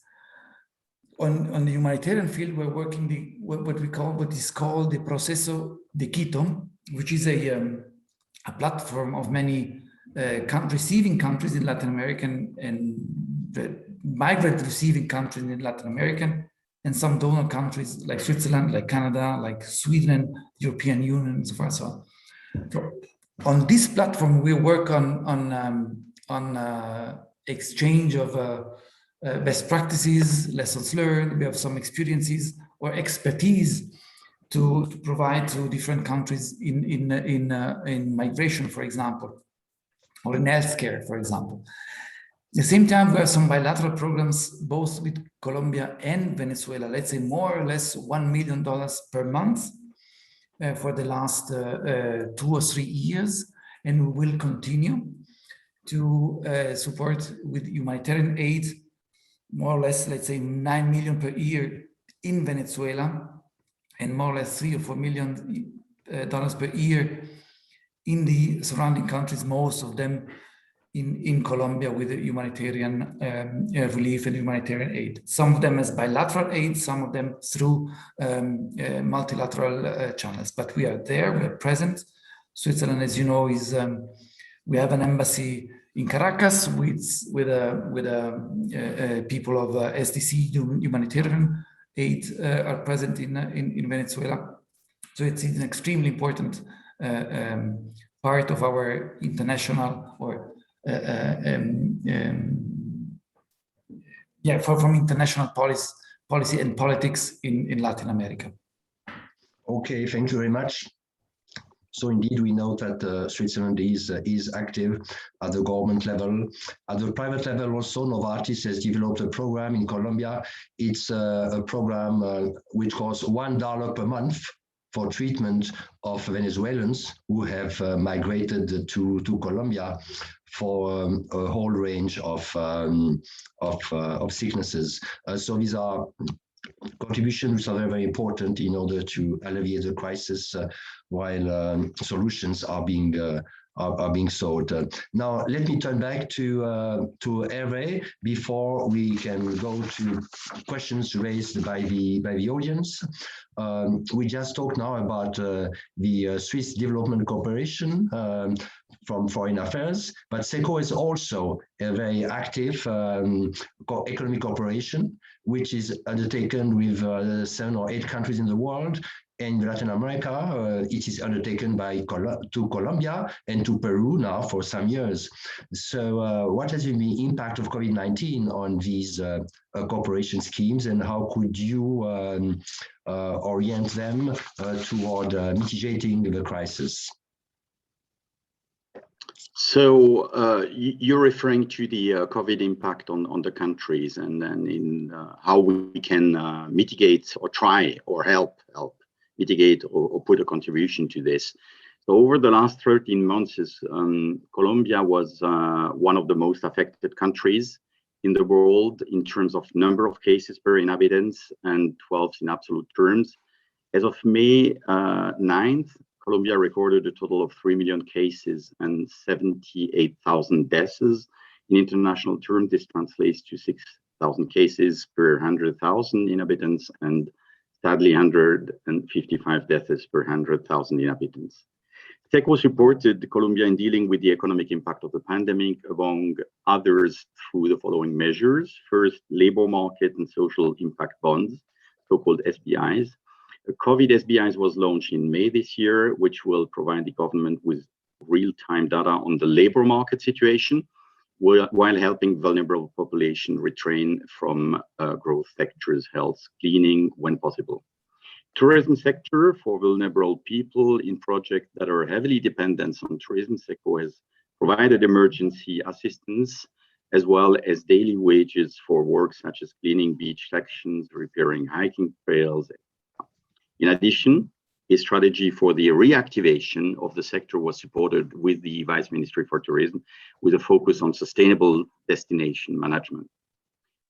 Third, sanitary protocols for the manufacturing sector. SECO has worked with the government to develop these sanitary protocols, practical guidelines for the resumption of economic activities in the manufacturing sector.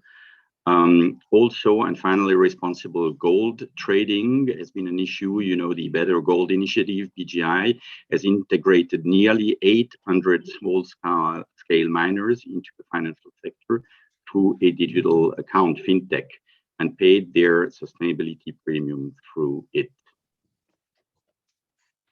Okay, Thank you very much. This was about Colombia, and in Peru, were the actions in the same areas?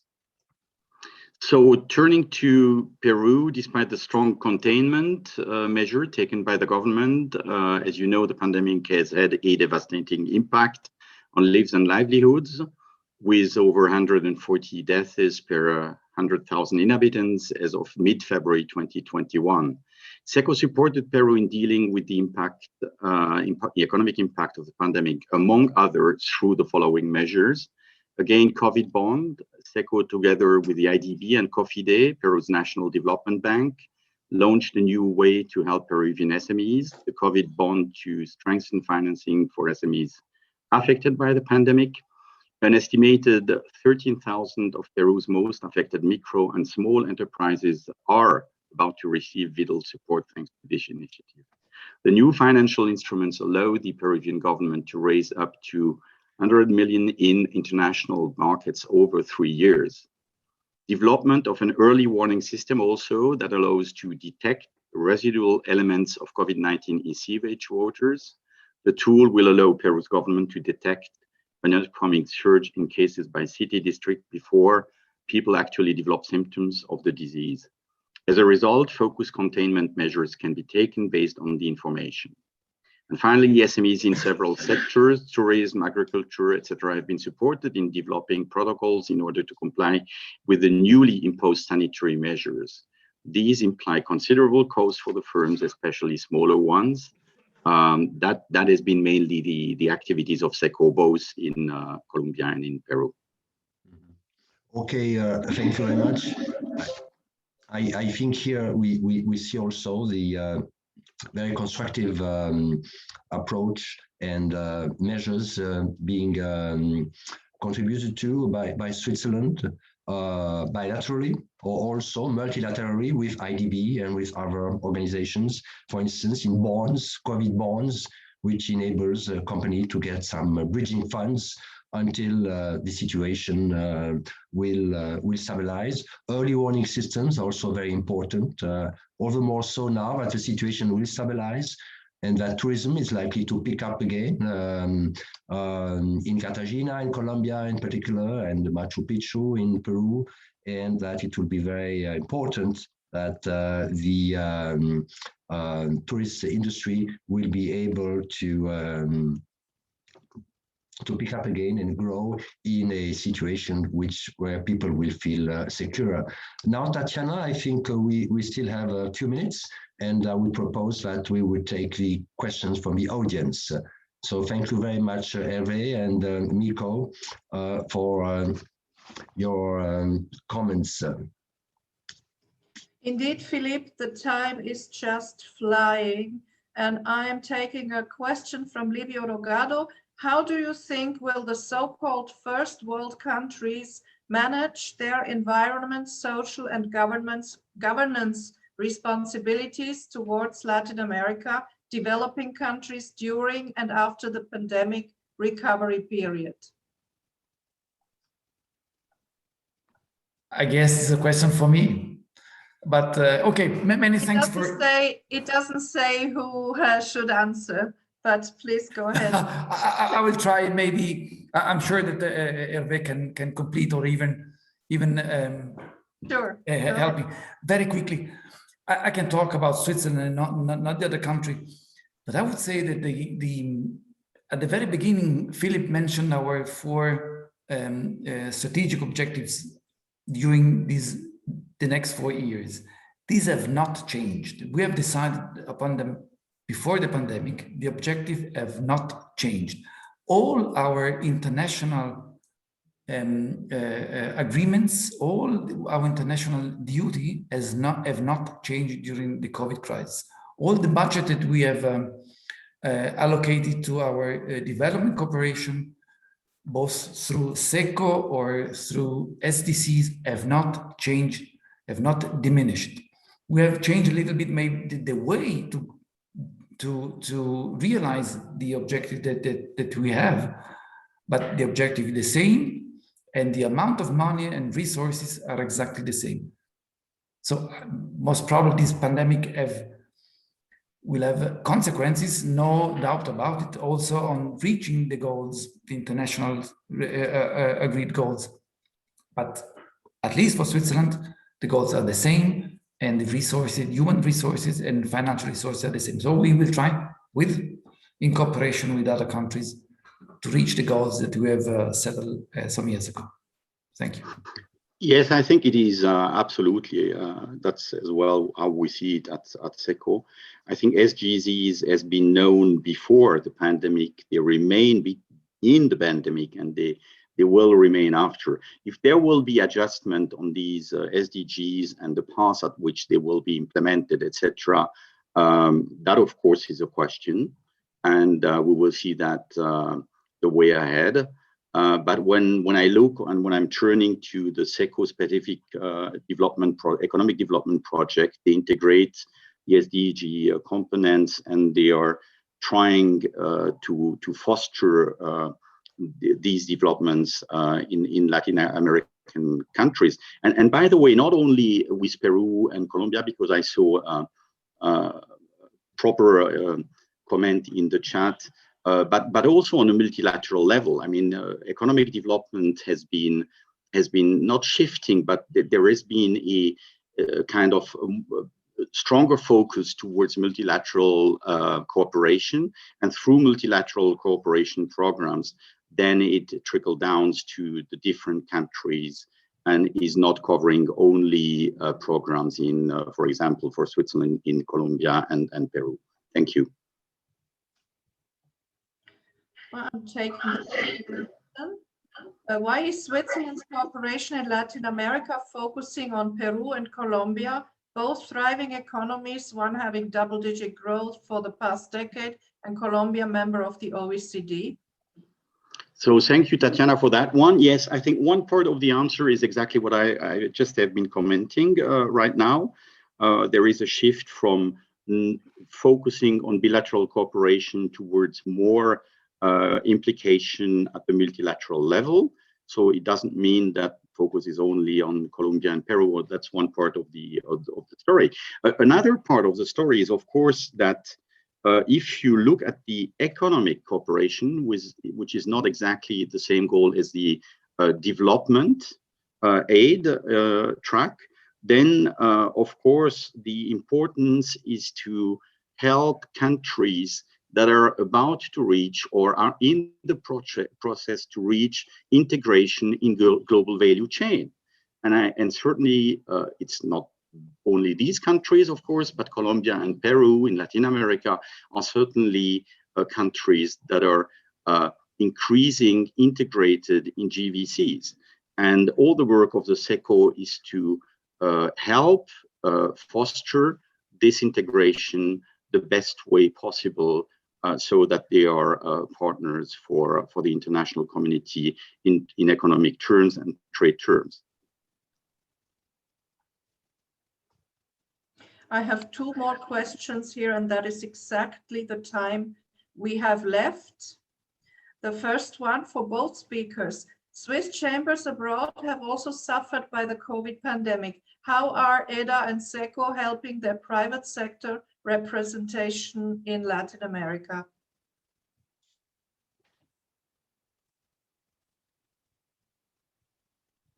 Okay, many thanks. I will try to answer.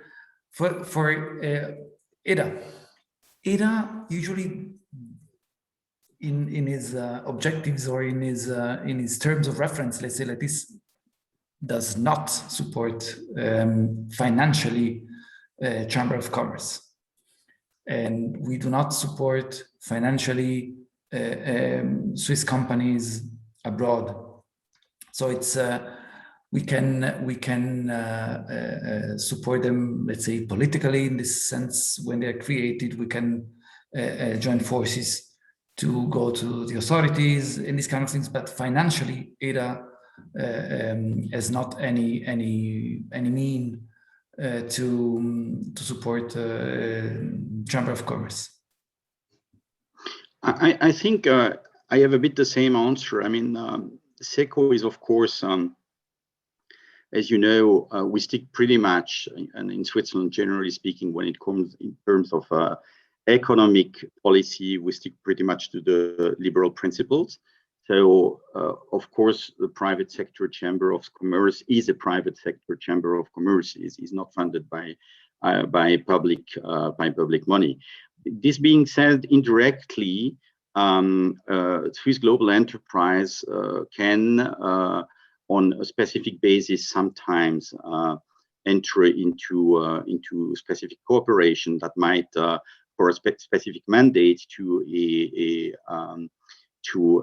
a chamber of commerce, I would say, fulfill a mandate on a private basis. That's basically the general direction of the policy here.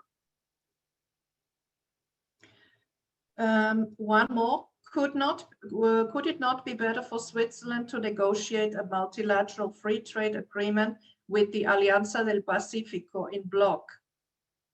So this is a very good question. Yes, I think, well, it comes down, when you look at trade in goods, it comes down to the question about rules of origins.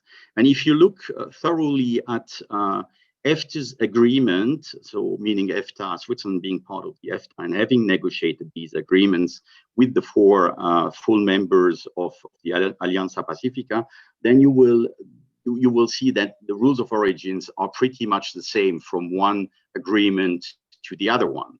And that means basically that such a negotiation would not necessarily bring about a tremendous delta in terms. It would be not negative, but probably it's not the most interesting part. An interesting part, and I'm somehow alluding here to Alejo's comments at the beginning. I think he mentioned that about Mercosur, but also you can have the same kind of reflection. Is of course a deepening of the integration in economic and trade terms of the 4 members of the Alianza Pacifica, or exploring this or studying this, might be interesting, because if such step would be in the upcoming years be taken, then probably it would trigger a certain dynamic in the region and with third partners, like, for example, the EFTA, but also the European Union.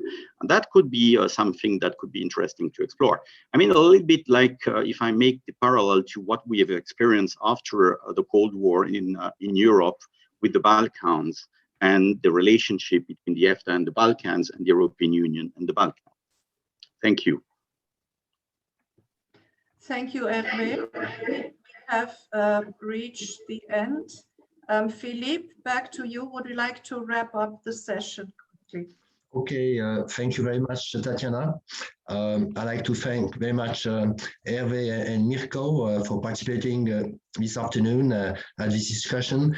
I think we did a very thorough review of Switzerland actions in Latin America during now this very, very difficult year of COVID-19. We've seen that Switzerland was active on several fronts and did all what it could with the means that it had, and also that our policy has moved further forward with several agreements being put into force, ratified, or modernization be furthered. So that looking toward the future, I think we are continuing to work on the basis that we do have. I also think that we have touched the bottom a few months ago. Last year, we had minus 14% exports. Today, the Swiss Customs Administration released the data for the first 4 months of this year until the end of April. It's not yet that great. Our exports to Latin America are minus 10.6%, while they are plus 6.4% with the world. So there's a lot to be done, but Alejo told us clearly the data is going up for soya, for copper, and for what Latin America exports. Therefore, the number will go up. There is no way. It can't go further down. Things will go up. There will be elections, but things will move at their own pace. And therefore, I believe that the darkest side is behind us, and that the Swiss policy will even bear more fruits now in the coming few months. So thank you very much to our 2 guests. Thank you, our audience. And back to you, Tatiana. Well, on this positive note, also from my side, thank you, Ambassador Mirko Giulietti, Minister Hervé, and Philippe for providing us with your in-depth insights and concerning such vital topics as peace and security, sustainability, trade relations, and recovery. It has been truly enriching having you on the program. Thank you very much for being with us today. Our pleasure. Thank you and have a good afternoon. Bye-bye. Bye-bye. And we can now take 1 minute time for a short resilience break and see you back here refreshed in 1 minute.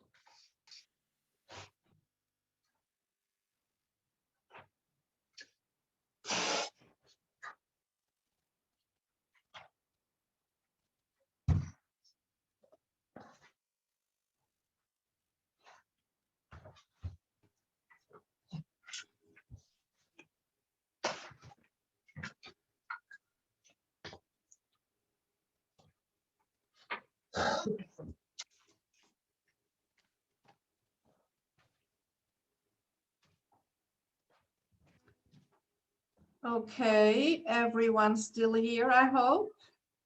I look very much forward to this session, which will lead us into the heart of entrepreneurship.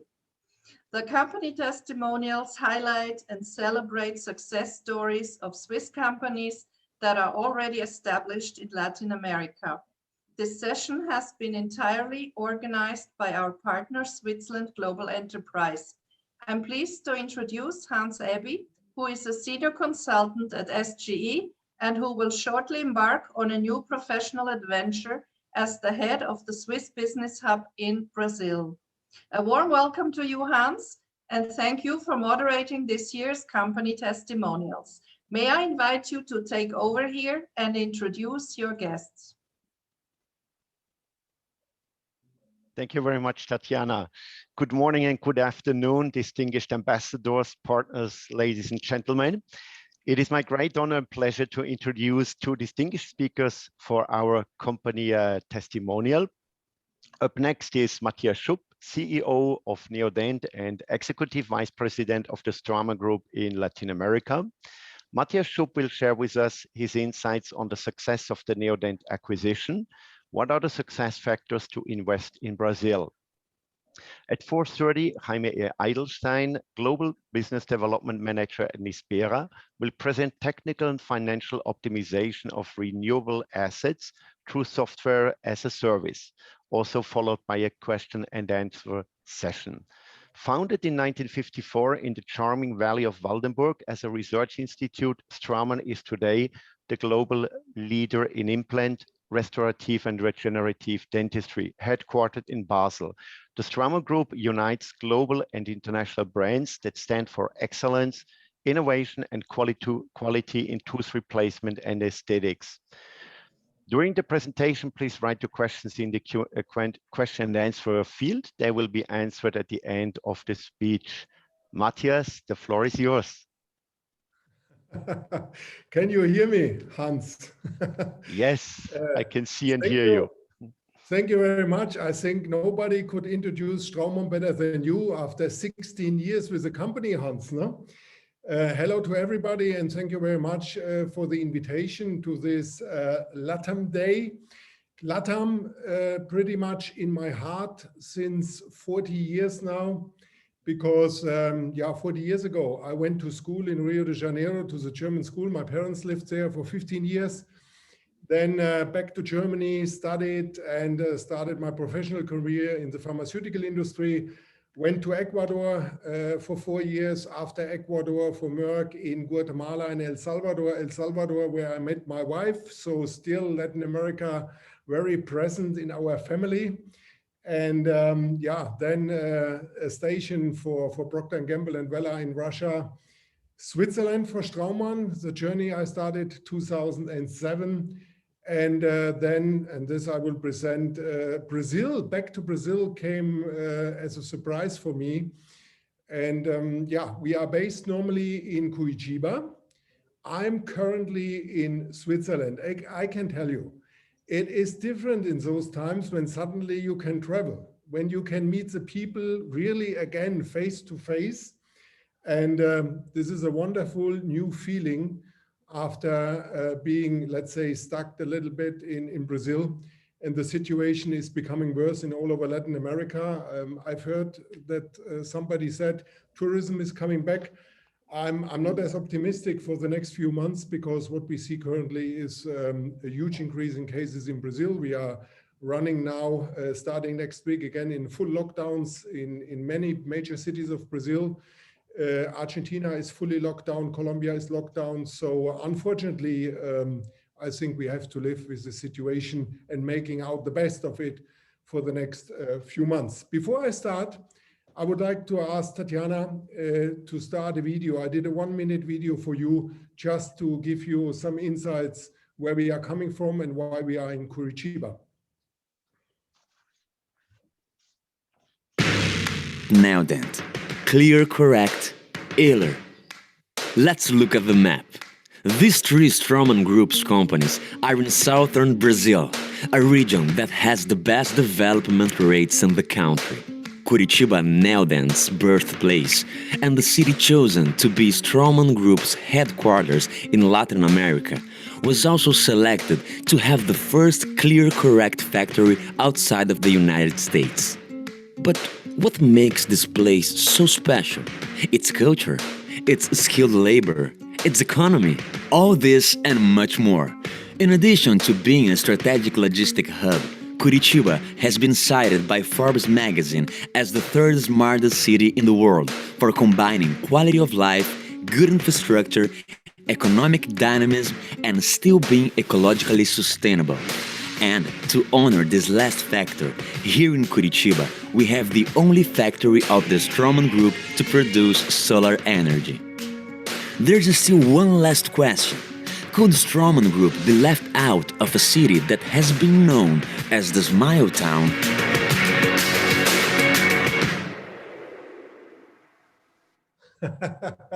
So you see, we call it also the Smile Town, and of course, inside we call it the paradise. So now I will share a small presentation with you. Can you see my screen? Hans? Yes, we can see it. Okay, super.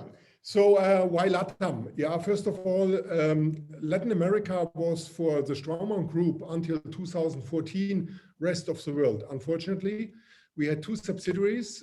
The one Hans Ebi founded in 2000, our Brazilian Straumann subsidiary, mainly a sales subsidiary in Sao Paulo, and we had Mexico. But the rest was a white space where we acted with distributors. Brazil is 85% of our business in Latin America. It is a very aesthetic business we are in. I have to say that Straumann today is not only implants, we also have clear aligners. We have all tooth regeneration and also aesthetic part of dentistry. And you have seen in the video, we have ILA acquired a company which is a startup for resin production also in the south of Brazil. So, and we see that we have in the whole region, Latin America, very well educated people. And we have in Brazil, the second largest implant market in the world. On the other hand, what we could see is that importation for our goods from the medtech industry is high importation costs, even not as high as, for example, for the automobile industry. but it makes sense that you have a local production, especially in a region where you have the highest demand. We are creating smiles. This is our purpose. We are giving confidence for patients. And I think there is no better purpose as creating smiles. So where we are creating the smiles, you can imagine in Brazil, a huge country where distribution and logistic is an issue. We have 17 stores where dentists can purchase our products, can change the products, where they also can have educational courses. We have our Neodent headquarters, which is also our global headquarters for Neodent worldwide in Curitiba. And we have our production facilities, and I will come back to this later, also in Curitiba. We have Ila in near the Uruguay border in the southern part near Porto Alegre as our production for the resins. And we have also distribution center. For us, it's key that we are very fast and we deliver our dentists within 30 minutes. So it's like a pizza delivery. They call, they need an implant. They normally don't know, especially in the pandemic, if the patient shows up. When the patient shows up, they call, they can order the implant in 30 minutes. A motorboy is there and provides them the implant. This is a huge competitive advantage in such a country as Brazil, where you have normally between the south and the north 4 to 5 days transit time if you have normal post or DHL delivery. Latin America footprint, as I said, beside Brazil and Mexico, where Straumann was present since early 2000. We started in 2014 when my journey started again in Brazil, immediately with subsidiaries in the major dental markets, which is Argentina, Chile, Colombia, and our newest baby is Peru, a subsidiary which is now 1 year old. And in Peru, you may ask why Peru? In Peru, you have the best educated dentists. You can compare this also with Europe, super universities, and we are the only international company present in Peru. When I say these are our offices, this is where we have own sales force, own logistic, where we have own administration, a true subsidiary. And out of these countries, we are serving neighboring countries. For example, Pacto Andino served out of Peru or out of Colombia. And we are present in the whole region. Now, giving you an insight how this looks like in Brazil today. The middle part, this is where it started in 2012. This is when we acquired Neodent. This is the production facility of Neodent. And in this 12,000 square meter production place was everything. There was the offices, administration people. And very soon, with this very fast expansion, we needed to get out the administration people to get more space for production. And we moved in our administrating building. It's a few kilometers away in downtown Curitiba. This is on the left side. And the expansion went very fast, though that last year we started to produce also on our new production facility, which is only 900 meters beside the other production, the original production facility. We branded it ClearCorrect because we are producing there our clear aligners. But of course, this is our production facility also for the implant business in the future and for future expansion. Just to give you a hint, when we acquired Neodent in 2015, the 100%, but in 2012, when we started with Neodent, we produced implants with 55 CNC machines. Those are the milling machines to produce implants. And we measure a little bit the expansion based on the volume of implants and on the machines. And yeah, only 6 years later, we have 200 machines in place. And we are currently expanding further because the business is rocking at the moment, and it's rocking worldwide, the dental business. We had only, and it's official figure, only in the first quarter this year, we had a growth rate from 34% in Latin America. And the pandemic in 2020 only hit us at the end of March. Although the first quarter is a full comparable quarter, and really it is booming at the moment, thanks God, in our industry. So 2001, Straumann founded in Brazil. In 2012, we acquired the 49% of Neodent, and Hans, you remember this because it was you mainly participating on the Straumann side on this. I think looking back now to 2012, it was a difficult acquisition, and it's, I would say, dangerous if you only acquire 49%, a minority share of a Brazilian company, and you do not have the full control, especially when it is a family-owned, family culture company. In 2013, this was the first time I went to Curitiba with our former CEO of the Straumann Group, with Marco Gadola. We had a business review, and we saw that things are not going into the right direction, and that for the Straumann Group, we had a risk of impairment. So yeah, it was a kind of turnaround project, which I started end of 2013. In 2014, we presented the business case. We showed also to our board these enormous opportunities we have building up a Latin American region and really internationalize this value brand, Neodent. Straumann is positioned as a Swiss brand in the premium segment of the dental offices. Neodent is a value implant for the population, more or less 50% of the price of a Straumann implant.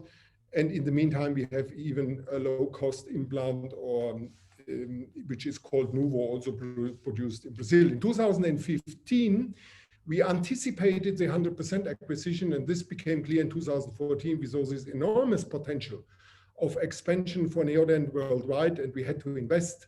So it was an easy decision after the turnaround was done to acquire the 100% of Neodent, and then really this story of expansion started. We became the global headquarters for Neodent. We left Neodent standalone in the Straumann Group. We are part of the Straumann Group. This is also the reason why Neodent has a CEO. And we operate Neodent as our global headquarters. And through Neodent, we sell also our Straumann implants and our whole Straumann Group portfolio. 2016, we called this project Cold Fusion. This was a moment when I decided to bring our Sao Paulo Straumann subsidiary into Neodent. You can imagine this was not an easy task because many people asked who bought whom and why suddenly Straumann should move into the acquired Neodent organization. But I think we used our infrastructure in Curitiba, and for me, it was clear I need the people in one spot to really operate this worldwide business. In 2019, when we acquired the ClearCorrect US-based clear aligner company, we decided that we will launch it also in Brazil, and Brazil will be the first location to produce also clear aligners outside of the US. It makes sense, just to give you a hint, and many of you in this call know this, we have on average by factor 3 less production costs in Brazil with the same machines, with the same quality and the same material. In 2019, we went into this resin business. We acquired ILA, and in the meantime, we are also producing our own resins for the 3D printing part because this is the future of our business. And in 2020, as I already mentioned, we then started with our brand new facility. The third largest or second largest in the midterm implant market after the US is Brazil. We have grown tremendously also in Brazil. Straumann Group worldwide has around 7,800 employees, and 2,000 of them are working in the Latin American region, and 1,700 are working in Brazil. And we are doing sometimes the jokes here in Basel that after German, Swiss German, and English, the third language should be Portuguese in our headquarters because it's really Brazil driven. When we took over, we started, as I said, with 4 times less machines, but also 900 employees, and ramped up and invested heavily in this market because we believe and we are proud to be in Brazil. And we are serving now 80 countries in the world. And in 70 countries, we have our own sales force with Neodent. We have our own, of course, using the infrastructure of Straumann, our own Neodent sales force. The increase in machinery, I explained to you already. This was necessary because the demand is increasing, because we know that worldwide, every third adult above 40 years of age has at least one missing tooth and needs an implant. You can do either, you have three options. You can leave the hole, which is not very nice. You can do a bridge where you damage two teeth, or you place an implant. So there is still a way to go. Many people ask me also during presentations about this acquisition, what is the success factor? And for me, this was our culture. We started immediately in 2015 after the acquisition, a cultural journey. I had the task really and the challenge to bring in a family company to maintain the Neodent culture, to bring in our Swiss Straumann culture, this combined with a German CEO, because I'm German. This is becoming multicultural. And this cultural journey we are focusing on, we are continuing in. Everybody has to onboard on this cultural journey, and we are living this cultural journey. And some of you visited us. Of course, Hans knows it, but also from the Swiss embassy, they visited us. And I think if you are coming to Curitiba, if you are meeting the people from Straumann, from Neodent, you feel this vibe. And this vibe, this smiles you see on the faces is part of our journey. And this is very important and the base of the success. The pandemic, I think, was a shock for all of us. It was not easy to manage, especially in a country like Brazil. I think it was very clear you have two chances. You can say, well, we are now in a pandemic. What should we do? You should, if you switch into crisis mode, this is one option, but you can also switch into this opportunistic mode. And this is what we did. I think it was clear from the beginning that we have a unique chance that the world will change, that our business will change, and that we have to reinvent ourselves. And this is what we did. We continue to invest. We increased our digital transformation. We increased digital education and the online activities. We trained our sales force, which could not visit the dentist, and we established together with the dentist a biosecurity program to make it clear for the health consumer, for the patient, that the dentist visit is safe in this environment in all our countries. And we pushed really the patients back into the dental offices because it's a very safe place also during the pandemic, and they were allowed to work. They are still allowed to work even if we have lockdowns. And at the end, I have to say now, 50 months after the pandemic, we are stronger than we were end of 2019. And where I said we invested into digital education, we built our own studio. This was an auditorium before for 250 people where we trained our dentists on our products. Of course, they cannot come now. So we made a TV studio out of this. And this is something which will stay, where we do our online educations, where we interact, because I don't know if you feel the same as I feel, but speaking into this camera, looking into this monitor, this takes so much energy out of us. And doing this in a studio, doing this in like a TV mode, this makes it much more interactive also for our dentists, but also for our patients, because we do a lot of patient marketing as well in Brazil. We are going directly to the patients to explain them what is implant dentistry, what is clear aligner treatment, what is aesthetics, what are veneers. And when you are sitting the whole day in front of your camera and you see yourself in the camera, you figure out that maybe some aesthetics are doing well. I think this is one of the reasons why the patients are running to the dentist. Yeah, what we have learned over those years, I think, and we have heard it already today, that the financial panorama is of course an issue in all Latin America, but especially in Brazil, with a high devaluation, with an increasing unemployment rate, very unstable. We have a high inflation and high interest rates. So financing in Latin America, but especially in Brazil, is not very easy. And we are also selling equipment to dentists, and normally they finance those equipments. So this is really an issue we are facing more and more. I mentioned it already, difficult logistics due to the size of the countries, not only in Brazil, but also in Argentina and other countries. Still low patent protection. This is something, especially in the medtech area, we have an eye on. Just to give you an idea, my legal department in Curitiba, this is a 10-people department. So we have a lot of lawyers and many patent specialists to protect our patents and to be behind, because copycats are all around the corners in those countries. We have an unstable political situation with, unfortunately, high corruption in all markets, a very complex tax system, and a huge amount of disputes with employees. This is especially in Brazil the case. If somebody leaving the company or will be dismissed, you can be sure that you have a legal case 2-3 weeks later. And this is also the reason why we have a very intense legal department. But let's look to the opportunities, to the positive side.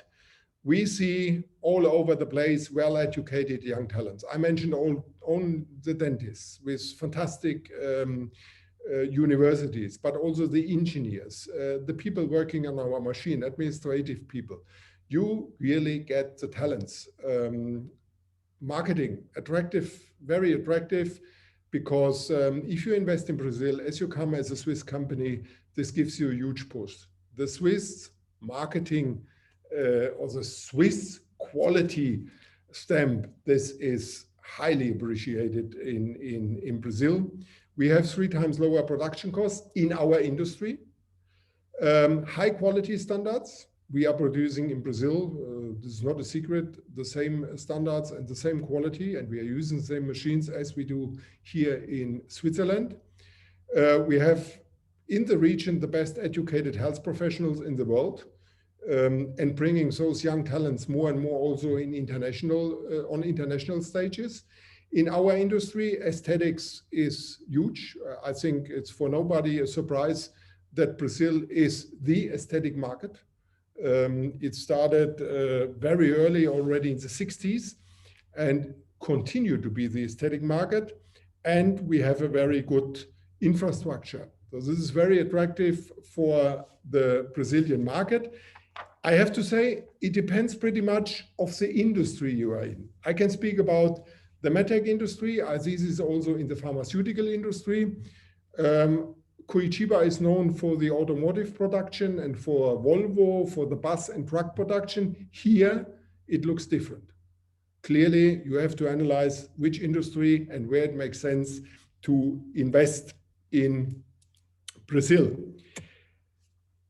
Of course, and you see here a truck running, we are doing also something for the population. I truly believe that we as a company and we as professionals, as managers, we have the obligation to give something back to the population which are not as fortunate as we are.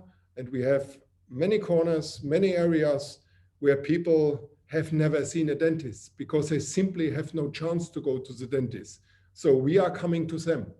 We are treating thousands of patients free of charge. We are touring around, not currently. Currently, our truck is a vaccination truck for the COVID vaccine. So we are working together with the government to help. But normally when the pandemic is over and before the pandemic until end of 2019, we were touring around the country. And this is not a marketing activity. Of course, it's in the press, but this is really something where we are treating people and creating new smiles and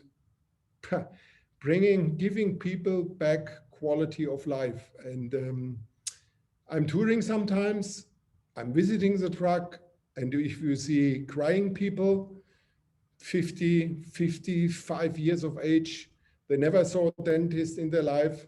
They had pain, they had no teeth, they could not eat a picanha, a meat or something. They are stepping out and suddenly their lives changed. This is something very nice. This is something we will expand and we will also offer in the other markets. Yeah, and now Hans, it was quick, but I had not more time. No? So I hope I covered the most important part. And I'm open for questions. Okay, thank you very much, Matthias, for your inspiring presentation. Now we know where your smiles are coming from. Please continue to make the world a happier place. This is the time. I see we have 2 questions, Matthias. We have little time. So the first question is, what do you recommend Swiss companies when they plan to enter the Brazilian or Latin American market? Yeah, I truly recommend, first of all, to pair up with you, because you know the economic and the political situation, to have a deep legal look also. There are 2 possibilities. You go normally with distributors or you go yourself, but you have to be aware with whom you are partnering up in Latin America in general, not only in Brazil. I have seen many companies looking for distributors, and Hans, you know it also from your time there with different companies. You need to find the right partner. We had many issues with distributors in Latin America. You know, there are some hidden laws that when they are 2-3 years your distributor, they can claim that this for many years, and it's very difficult to get out of them. You pay high indemnizations. So these are the things you need to check thoroughly. Thank you. And let me see. The second question, Matthias, is many companies failed when offering both premium and non-premium products in the market. This is not the case with Straumann and Neodent. What are the success factors of this dual brand strategy, and what synergies or benefits resulted from this strategy?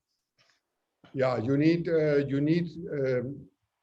cents approaches for both brands. You cannot sell it through one hand. You need to really to separate, and also in the education or in the specialized field, to separate both brands. They stand for different things. There is a reason why our Straumann product is different acting on the patient for different dentists and the Neodent implant. And you need to know your target group. So it makes no sense that you're just running out. And this is also a reason for us not going through distributors, just going out and selling both brands and let's give the dentist the choice. You need an education program behind. And yes, it's true, but not only in Latin America, but also around the world, that we are very successful with this 3-tier segment: premium, value, and challenger brand. We call it now Nuvo, our 3rd-tier segment, because we would like to offer the implant treatment for everybody. And there are different realities, and there are patients they cannot afford a Straumann treatment, but they also should have a high quality treatment. Okay, thank you, Matthias. I see there are no further questions. So thank you very much, Matthias, for your presentation, and I wish you lots of continuous success. Thank you. Thanks. So let's move on to our next company testimonial. Founded in 2015, Nispera's vision is to lead renewable energy to new standards of operational performance by empowering customers, literally, with the right insights and solutions.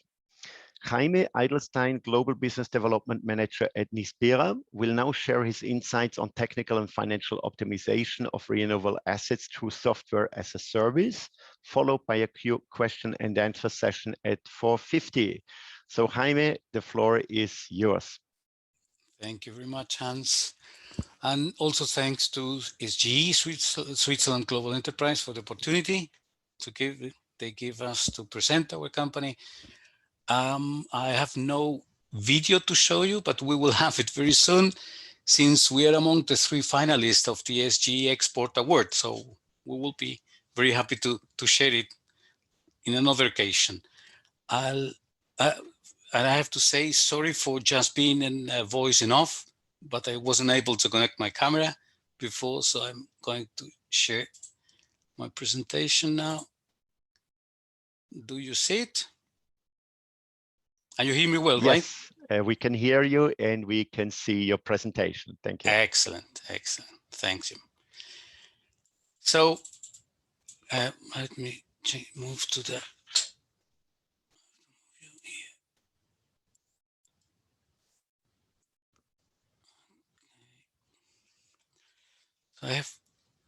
I'll do that way, no problem. So Nispera, as you said before, was born in almost 6 years ago in June 2015. Our headquarters, and the only quarter we have actually is in Switzerland, in Zurich. We are 15 people, many nationalities among those 15 peoples, and nine languages. So this helped us very much to provide services by speaking the client's language. And today, I don't know if just give you an idea, but we manage or support the management of more than 8 gigawatt, what is quite a lot. As you see, our presence is in Latin America. We started in Switzerland and Europe for obvious reasons, but now we are in Latin America, in Africa, Australia, and soon being also conquering the North American market. And you also see selected clients that allow us to use them as a reference. And this is just to show that our services not only goes to energy generators, but also investment funds, particularly investment funds, some industrial players, and local utilities like ECAZ maybe sounds familiar to you.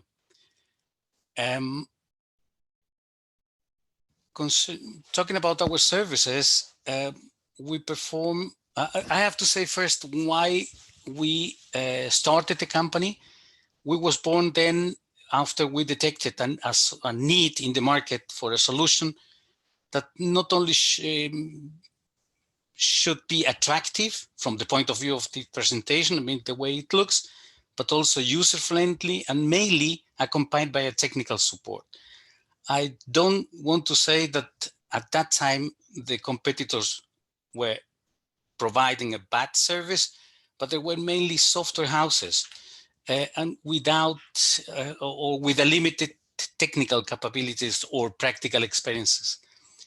And the experience we gained working for a Swiss utility, precisely in charge of optimizing the renewable assets, allowed us to provide that kind of services that many clients were looking at that time and still seek today. And that's the good news.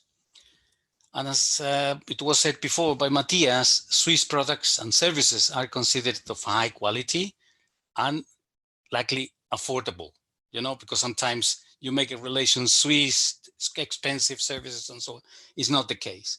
So now to our services, we perform our services not only, and I don't want to be very technical, but we provide our services not only by reading or collecting all the signals and information that the plant itself is providing. I'm talking about wind farms and solar farms mainly. We also do some hydro, but very small plants in the Alps, but also it's what it calls SCADA, but also through network data, I mean, from the grid, weather forecast, market prices information, and some other static information that the client is providing. And all these allow us to provide the different services you see then, which are completely modular, and they allows the client to choose those that add value and that probably complementary to the existing platform in case that they already have one. But for instance, we have below you see technical reports, which show possible deviation from the budget and are a guide to correctly focus the analysis of those deviations. We provide also a monitoring and analysis platform, which is being accessed through the internet. And this is why we call it, or what it calls software as service, means that the client must not purchase software to be installed in their computers or servers, but to just access to them through internet. So they can do it from any place actually, but just using their credential, I mean, getting through an account, their own account, and they access to the platform where they see all their data, okay? And only their data, of course. This monitoring platform is, as I said, is a web service. And we also is complemented, let's say, by an app, okay, that is accessible for also from anywhere, and is the favorite from executives actual of the companies, since it allows them to maintain permanent control of what happens. And as some of them says, is the ideal complement to the morning coffee, okay? So very early you can get in and see how the plant performed the last 24 hours. We also provide other types of reports, particularly executive report, where is the not that technical information that normally the operators or the asset managers need, but more executive information with even with some financial KPIs.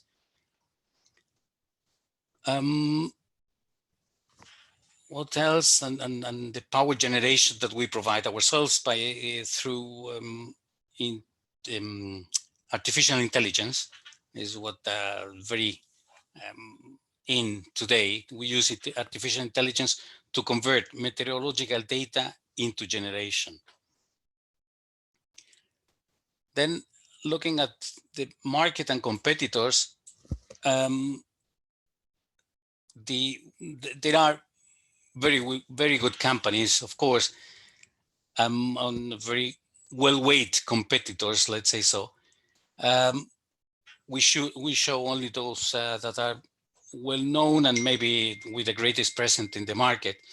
And as you see, we are very proud of what we have accomplished in these years, particularly considering the number of people that we are. If you look at the number of FTE, you will see that we were able to achieve very good results in these years by being very small team, okay? However, I must say that almost we reached the maximum capacity of those guys, and to maintain the growth that we need, and we have to grow in personnel. It's not easy to find the right people with the necessary level of knowledge, but we're working on it. As you see on the left side, the market is growing very fast in the last years. So there is a huge opportunity also for us to grow with it. Talking about our staff, our people, as you can see, we do not comply with gender parity at the moment. We only have the poor Yuyan alone there. But we are particularly looking for female colleagues to give some companies to her. We are divided into 3 groups, such as engineering, IT, and business development, which handles several languages, as I said in the very beginning, and 10 nationalities with 9 different languages that allow us to serve customers in their own language. All of them, actually 99% of my colleagues are based in Switzerland. I'm one of the only sitting in far away. I'm currently in Santiago de Chile.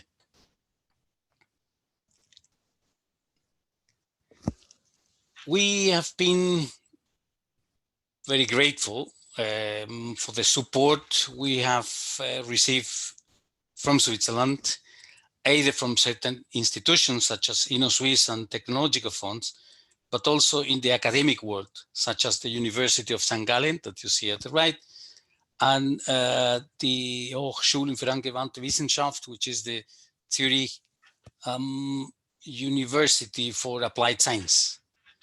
With this one, with the Zurich University, we have been able to co-develop very important applications that are completely innovative in the market, like the predictive maintenance and some other. Again, I don't want to be very technical, but they are very well accepted and used today.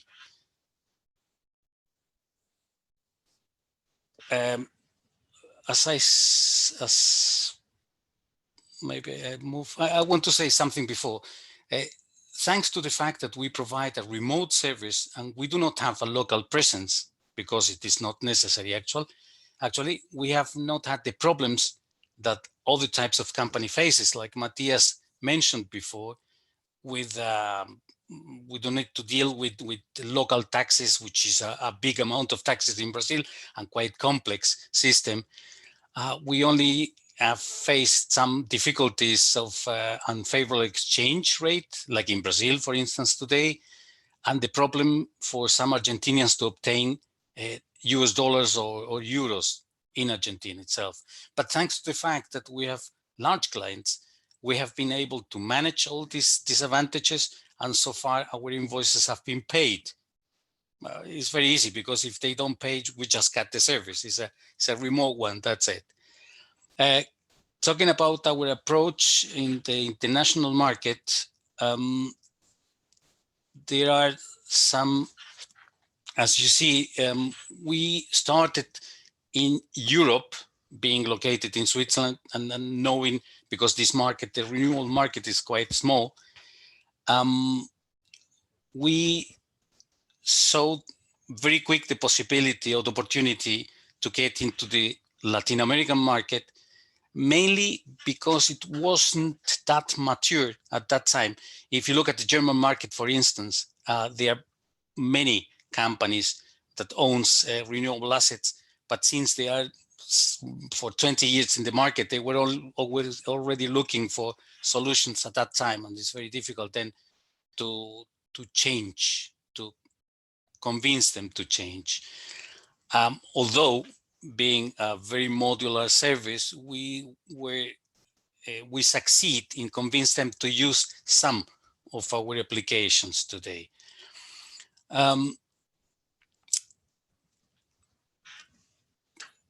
Talking about the Latin American market, right now we are present in Brazil, Mexico, Chile, and Argentina.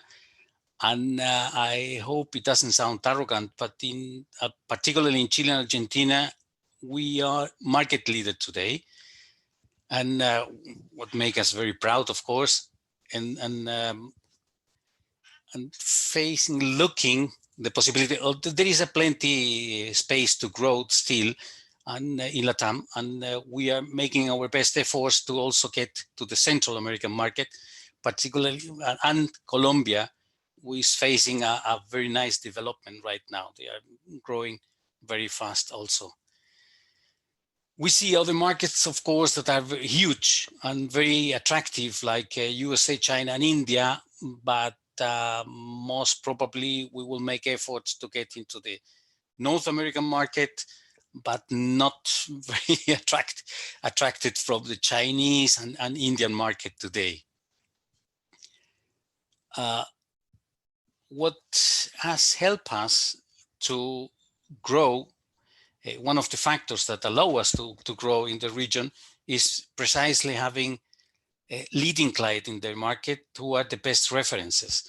For instance, if we see in Chile, LAP, but there are many others, and Pampa Energía in Argentina, and so on, the fact that they are already our clients means that for the others, for the potential client, that our service is good.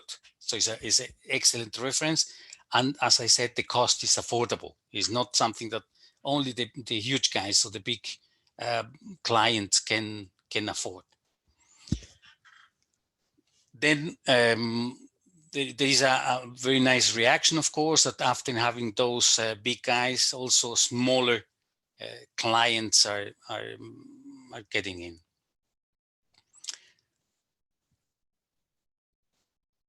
the results of our export activities, as you can see, although we started in Switzerland and we have several clients and we are gaining new clients in Switzerland, but mostly investment funds which have their assets somewhere else, but those are Swiss companies. More than 80% of our revenues are generated abroad. Okay, and the future revenue growth is expected exclusively from abroad.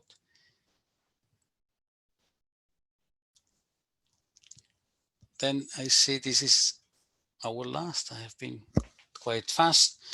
Okay, what this last slide shows is an analysis of our long-term strategy and the management of possible risks. And in summary, what it shows is that we already, and that's already been commented, such as making the needed efforts to enter the North American market, not only USA, but especially Canada, and maintain a healthy growth in the market where we are already strengthening our base in Switzerland. I have been very fast because there was not such a nice presentation like Matthias showed before, but I hope I said almost everything, and open for questions, of course, if there is something that I did not mention or would be of interest to know.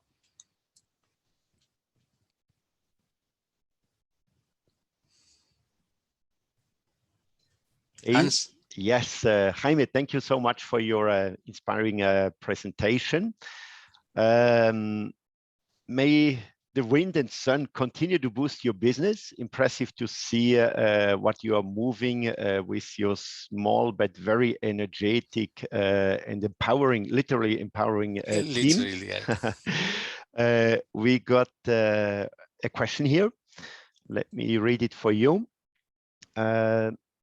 How much contributes your business in Latin America to your global turnover? Right now, today is about a third of the turnover we have, and is growing very, very quick, very quick. So we hope very soon we will come to a half of it. Okay. So it's a very important one. Okay, impressive. And let me ask you the same question that I asked to Matthias, your view on this. What do you recommend Swiss companies that who plan to enter the Latin American market? It's a very good question, as Matthias also said. We are in a very comfortable position because being a remote solution provider, we do not face, as I said before, problems, local problems with taxes or whatever.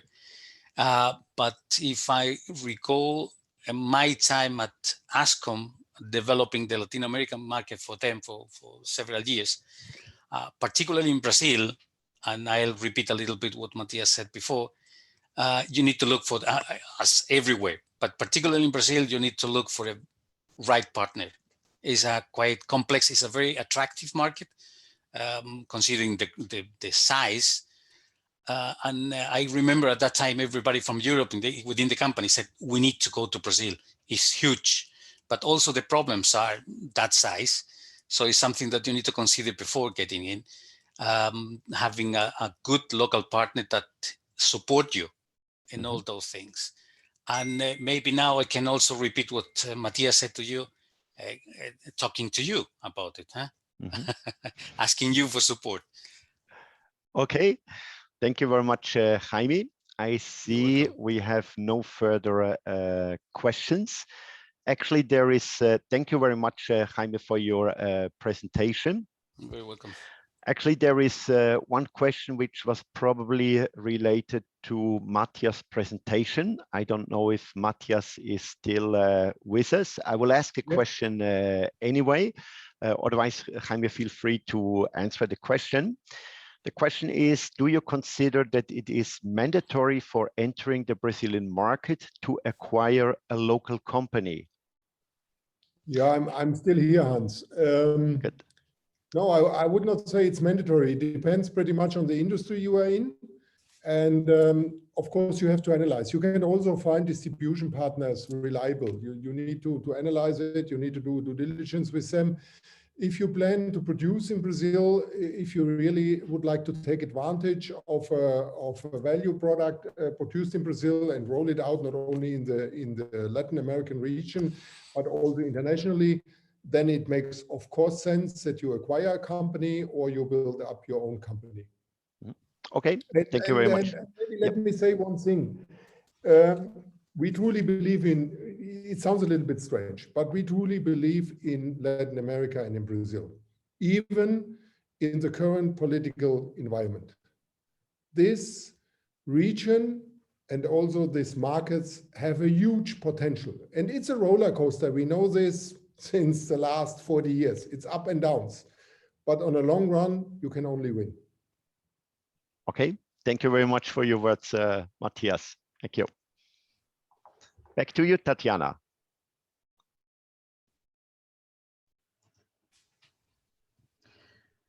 Okay, thank you very much, Matthias Schupp and Jaime Eidelstein, for allowing our audience and me a glance into your respective line of business. That was really very interesting. I always find these uplifting personal success stories quite inspiring because they help put things into another perspective. And it has been a great pleasure having you on our program today. A big thank you also to Hans for structuring the session, choosing the companies you introduced to us, and for the competent moderation. Thank you. Now, to our viewers, I have received last night a short footage, sort of a overseas greeting from our Swiss chambers in Latin America, which I would like to show to you before we take a very short break. So here we go.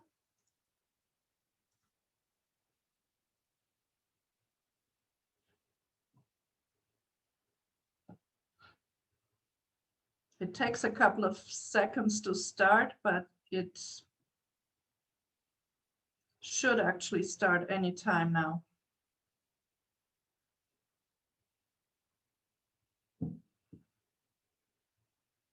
Well, it doesn't want to.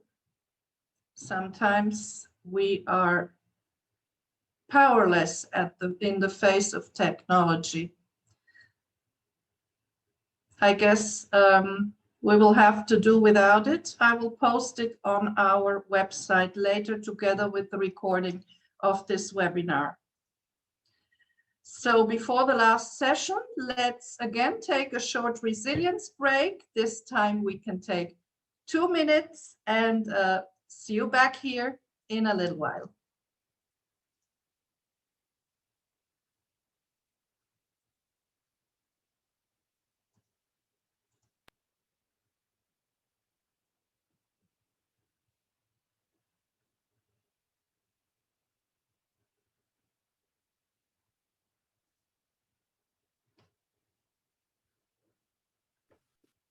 Tatiana?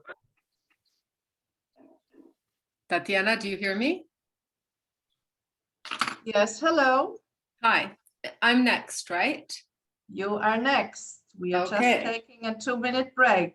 Well, it's been really wonderful to be sitting here and listening to everything. I'm glad you enjoyed it. Fascinating, yeah. Oh, I think I better turn off that light on top of me. Of course, this all began in the dark.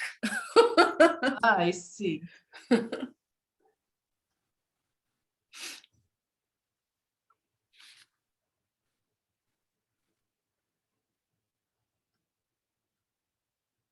Okay, I guess if you are ready, we can go on. So we're back and we are dedicating the last session of this webinar to social responsibility, a wide topic that allows us to gravitate in many different directions. In our globalized world where everything is connected and interdependent, social responsibility impacts and concerns everyone in a variety of ways. Equality and inclusion, for example, are real game changers that make a lasting difference in whatever endeavor we may undertake. Therefore, we must celebrate and support those who fight for these human rights, who dare speak truth and unveil grave injustice, often at their own risk and peril. PEN International has dedicated itself for the past 100 years to protecting the lives and freedom of writers and journalists around the world. It is an honor to introduce our next guest, who is joining us from Mexico. She is the first woman president of PEN International. She's an award-winning author whose books have been translated in more than 35 languages. The film rights to her memoir, Widow Basquiat, have been acquired by Steven Spielberg, and her bestseller, Gun Love, is currently being made into a film by Julie Taymor, the director best known for the film Frida about Frida Kahlo and for the acclaimed stage adaptation of The Lion King. We are so proud that she agreed to be with us for a brief moment today. A very warm welcome to our webinar, Jennifer Clement. Thank you so much, Tatiana, for that beautiful introduction. So, ministers, ambassadors, distinguished guests, I want to particularly thank Linda Walker for this invitation. I'm really honored to be here, and this session has been incredibly interesting. So what I wanted to, before I go into a little bit about the history of PEN International, I just want to say that PEN defends freedom of expression, but we also believe deeply in the transformative power of literature and telling stories. There are very many examples of how this has worked, and the transformative power can be both on an individual personal level, but can also change societies. So to give very good examples of how literature has done this over history, I'll give some quite easy classic examples. So if one thinks of Oliver Twist by Dickens, that novel actually changed child labor laws in England. And we don't actually remember any journalism of that time. You can say the same about women being able to inherit property and buy property thanks to the novels of Jane Austen and Charlotte Bronte. If we cross the ocean to France, Victor Hugo's Les Miserables was absolutely so important in giving poor people dignity. The poor had never had a sort of vision of dignity projected upon them before that novel. And then we can think about Zola and his incredible novel, Germinal, completely changed labor conditions for miners in France. So PEN really honors the transformative power of literature. So I wanted to speak to that a little bit before I tell you about a bit more about PEN. So when Catherine Dawson Scott founded PEN in London in 1921, she never would have imagined that 100 years later, PEN and her ideals would be represented in over 150 centers and become the oldest and largest organization of writers in the world. While many organizations have been established throughout this time, which defend journalists in peril and freedom of expression, PEN is still the only organization that also believes and advocates for the extraordinary role of literature and storytelling to transform lives and societies. And I want to let you know about the centers in Latin America. So in Latin America, we have PEN centers in Cuba, also Cuba in exile. Centers in exile are always a very important part of PEN. So the Cubans in exile are in Miami, Haiti, Puerto Rico, Mexico, Guadalajara, San Miguel de Allende, Chiapas. The Chiapas Center was just founded last year, and it's the first indigenous language center. Guatemala, Honduras, Nicaragua, Colombia, Venezuela, Ecuador, Bolivia, PEN Quechua, Brazil, Paraguay, Uruguay, and Argentina and Chile. So PEN is represented very well throughout Latin America. The core of our ideals are represented in the PEN Charter. This document, which has had some modifications over the past century, continues to be as relevant today as when it was created. In the recent debates in the United States, especially around the removal of former President Trump from social media and our defense of free speech, we talk about these complex concerns within the discussion of free speech. And the charter says, and since freedom implies voluntary restraint, members pledge themselves to oppose such evils of a free press as mendacious publication, deliberate falsehood, and distortion of facts for political and personal ends. PEN stands for ideas on liberty and free speech, but also works closely with individual writers who are jailed, exiled, and often killed for their views or for what they write. This work that began immediately with the founding of the organization and the advocacy for the Haitian writer Jacques Roumain, our very first case, followed by Federico Garcia Lorca and Arthur Kessler, was formalized with the Writers in Prison Committee of PEN International that was set up in 1960.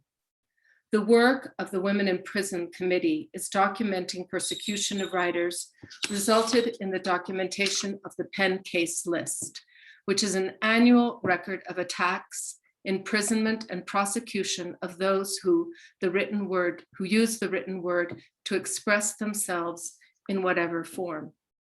Member centers of PEN International are active in campaigning for an improvement in the conditions of persecuted writers and journalists.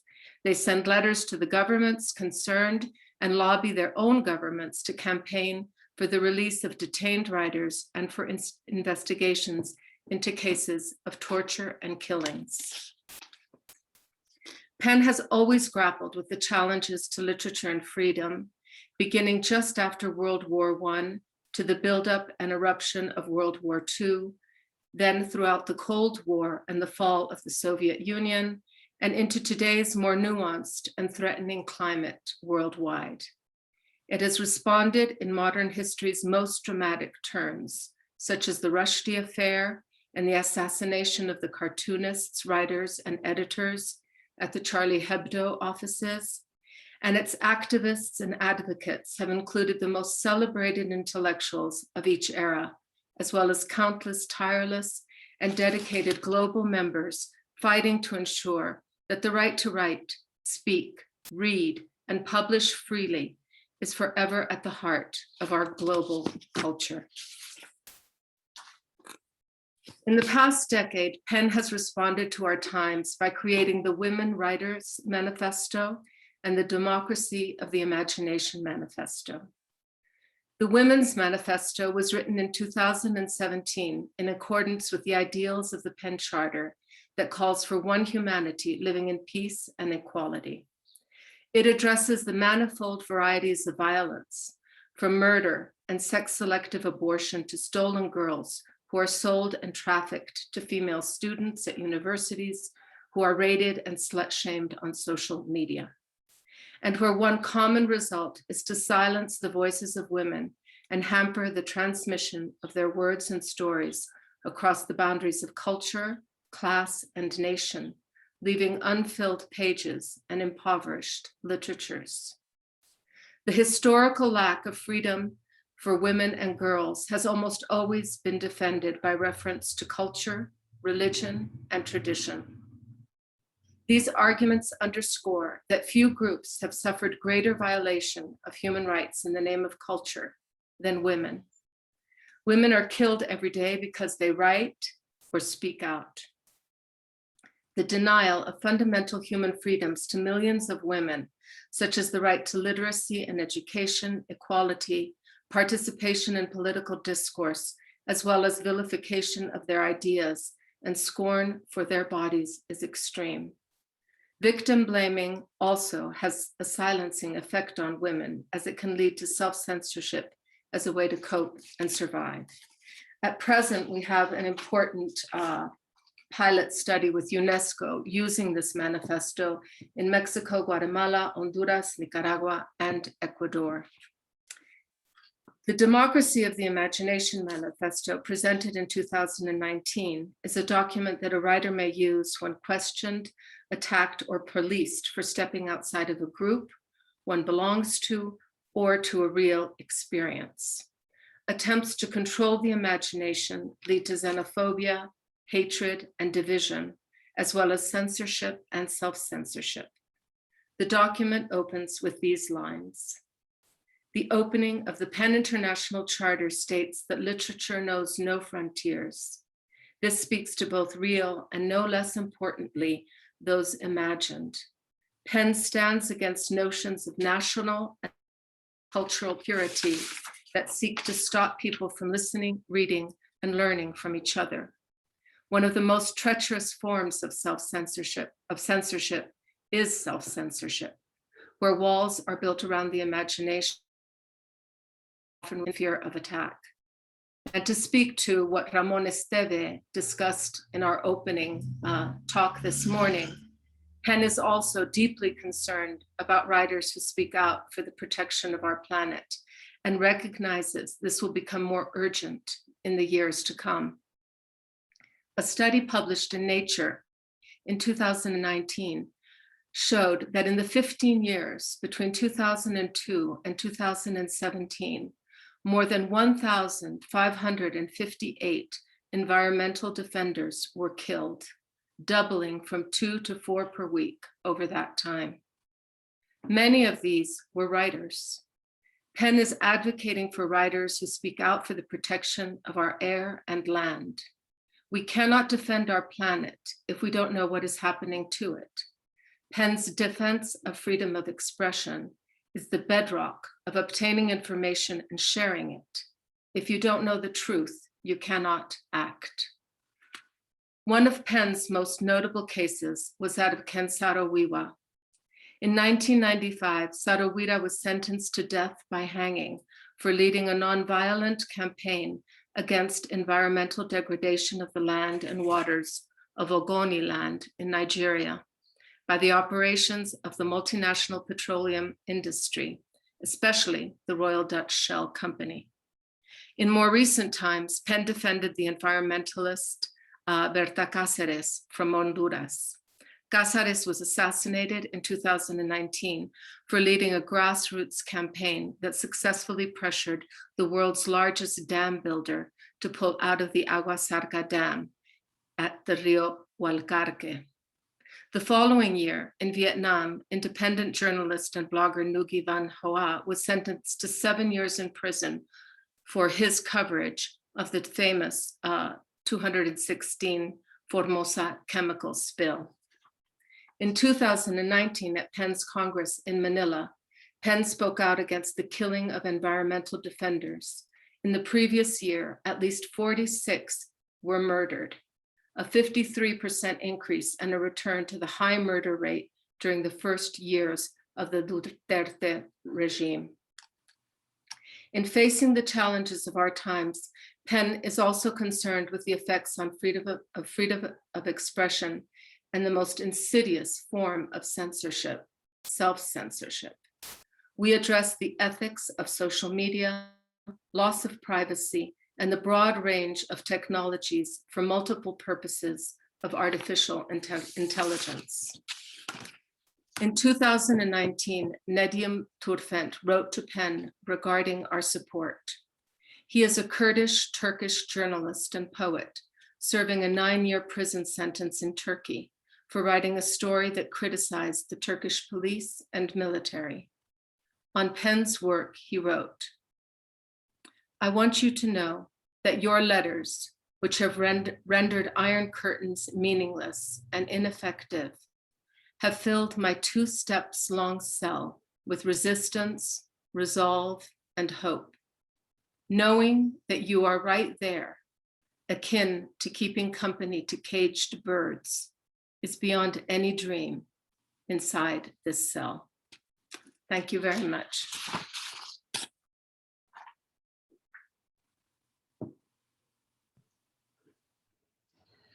Thank you so much, Jennifer. Let me see if there are any questions from our viewers at this time. Now let me ask you a question that I prepared. If you look at Latin America and the Caribbean, how has the pandemic impacted the work of PEN? Do you witness an increase of setbacks, and where do you perhaps foresee the biggest progress being achieved in the near future or more distant future? Well, obviously, as we all know, every country is different. But what we do see as a general thing that has happened, and somebody else, I can't remember right now who mentioned it this morning, is what we've seen is a terrible rise in violence against women. And it's been actually quite shocking. And so that has sort of given us new challenges that we didn't really expect to have, where people were at home and unable to leave their homes in these kinds of situations. So that has been a quite dramatic thing. And of course, you know, what is happening in Nicaragua is tremendous. The PEN Center actually had to effectively go into a kind of sleep because the government has eliminated the permission to have foreign NGOs working in the country. So now we have another center that is sort of is acting as Nicaragua, and it's very in close touch with the writers in Nicaragua. This is one thing that's very special about PEN, is the way centers help other centers. Also, if you think about Venezuela, practically all the writers and journalists are outside the country now. The exodus from Venezuela has been tremendous. And so that is a center that's you know, some people are in Canada, some people are in Pittsburgh, some people are in Europe. So there's a real diaspora of the Venezuelan community. The problems in Cuba, we had hoped that we were going to be able to open a successful center in Cuba. Right after Fidel Castro died, there was a moment where we felt things were opening up, and actually it's just gone bad as bad as ever. We have several writers on the island that we need to advocate for. And the Miami Center, which is the Cuban Center in Exile, has had to really step up and do a lot of work for the writers that are on the island, in jail. So every situation is different, but one thing that's very special is that it is a network of people helping one another. I have a question from your friend Linda Walker. What about Trump being removed from Twitter? What does PEN think? So I addressed that, excuse me, a little bit. The thing is, in PEN, you are a member of PEN, and so you agree to stand by the charter. So what the charter says about that, especially, is that, so this is why there was no conflict for PEN to curb his freedom of expression, because in PEN, what I quoted was freedom. This is what we believe in PEN. Freedom implies voluntary restraint. You know, we believe in doing no harm. So members pledge themselves of a free press as mendacious publication, deliberate falsehood, and distortion of facts for political and personal ends. So this would be exactly what we believe Trump did. So he was using his free speech to distort facts for political and personal gain. I see that someone has raised the hand, but as I said in the beginning, please put your questions in writing in the Q&A section or in the chat, if you will. So I will take my second question in the meantime. Mexico is sadly the country with the highest rate of journalist assassinations per year. And we have also learned of many thousands of femicides over the past decades. how exactly does the Women's Manifesto that you mentioned earlier intend to make a change, or how can you make a change here? Well, the Women's Manifesto, which has started out being very much a document for pen, has had this sort of extraordinary life, which was completely unexpected, where it's been taken on, for example, by the United Nations as basically the heart of their gender campaign, UN Women, and UNESCO. I had the great honor of giving it to Nicola Sturgeon, and she has it on her wall, and also to Her Royal Highness Princess Nandi from the Zulu Royal House in South Africa. So it's had this life that I didn't imagine. How will it help? And how will it help in Mexico? I mean, I think that many of these things are slow, but the core idea of the Women's Manifesto, first of all, I think one of the reasons it's been so successful is that it's really a work of sorrow as opposed to a work of anger. So it speaks to the loss of knowledge and to what is missing in the world, because women have been not allowed to be educated and to write their books and to give their view of things. So that is one side, and the core of it is that it cannot be that culture, religion, and tradition is more important than human rights. And of course, this is what is always used to keep women back: religion, tradition, culture. So I think it's slow. I don't know, how quickly these kinds of things can move, but in the pilot program that we have with UNESCO in these 5 Latin American countries, we're doing counts. So we're counting as the Women's Manifesto as the core document, but we're counting how many women win prizes, because of course PEN is an organization of writers, how many women are reviewed, and this will be done in Mexico as well. So for example, one of the things that VIDA, which is an organization in New York, discovered, and this is what we're doing, this count, is that in general, women's books are not reviewed. Well, first of all, in many countries, they're not published, but then they're not reviewed. And it's very important to be reviewed, because that is the road to success and prizes and visibility. And often when a woman is reviewed, she's reviewed by a woman writer, very rarely by a male writer. And almost never is her writing compared to the writing of a man. Her writing is almost always compared to the writing of a woman. In addition to this, Camilla Shamsi, the writer who's half English and half Pakistani, she did a count that in the English language, almost all prizes of novels that were won by women, almost every single one, the protagonist had been a man. So even when women are winning prizes, the novels are about men. So this counting, I think, will help a lot, because when we look at magazines and literary supplements in Mexico, I think we're going to find a tremendous gender imbalance. I mean, if you look at the newspapers and just even look at the opinion pages, almost all the opinions are men's opinions. So I think the count that we're going to be doing is going to be important. And the other thing that occurred in Mexico, which is interesting to talk about because of how can you create pressure for change, is that in Mexico, to kill a journalist had always been historically a federal, a state crime. So very often you had the actors who had committed the crime investigating their own crime.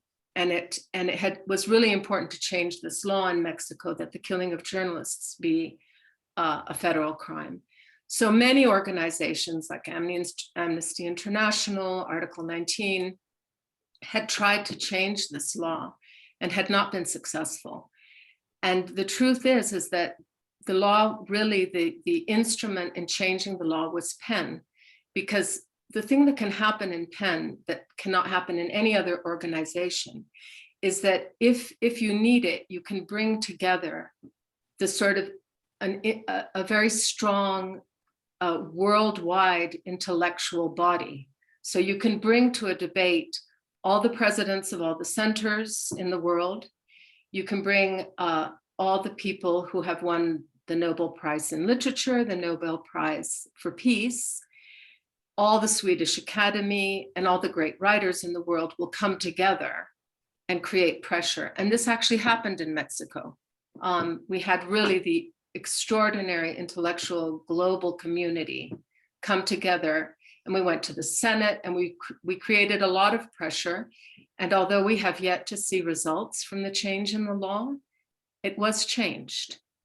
And it's something, quite extraordinary that occurred.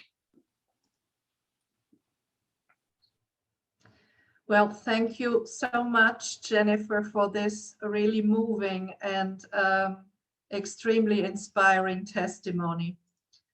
I can see that our time is unfortunately almost up. I hope that everyone enjoyed this last testimony and this story that Jennifer Clement told us. Thank you again for sharing with us. Listening to you has been profoundly inspiring for me. We wish you the best of luck in your important work with PEN International. And I do not want to say goodbye before showing briefly 3 books that you wrote that I find quite captivating. So let me quickly share this on the screen. I am currently reading Guido Basquiat, and I have already finished Prayers for the Stolen, and Gun Love is coming shortly. Oh, thank you, Tatiana. That's so nice. Thank you. Thank you very much, Jennifer, for being on the program. All the best for you. Thank you. Dear viewers, we have reached the end of this webinar. I hope this program lived up to your expectations, and I look forward to our next occasion to be together.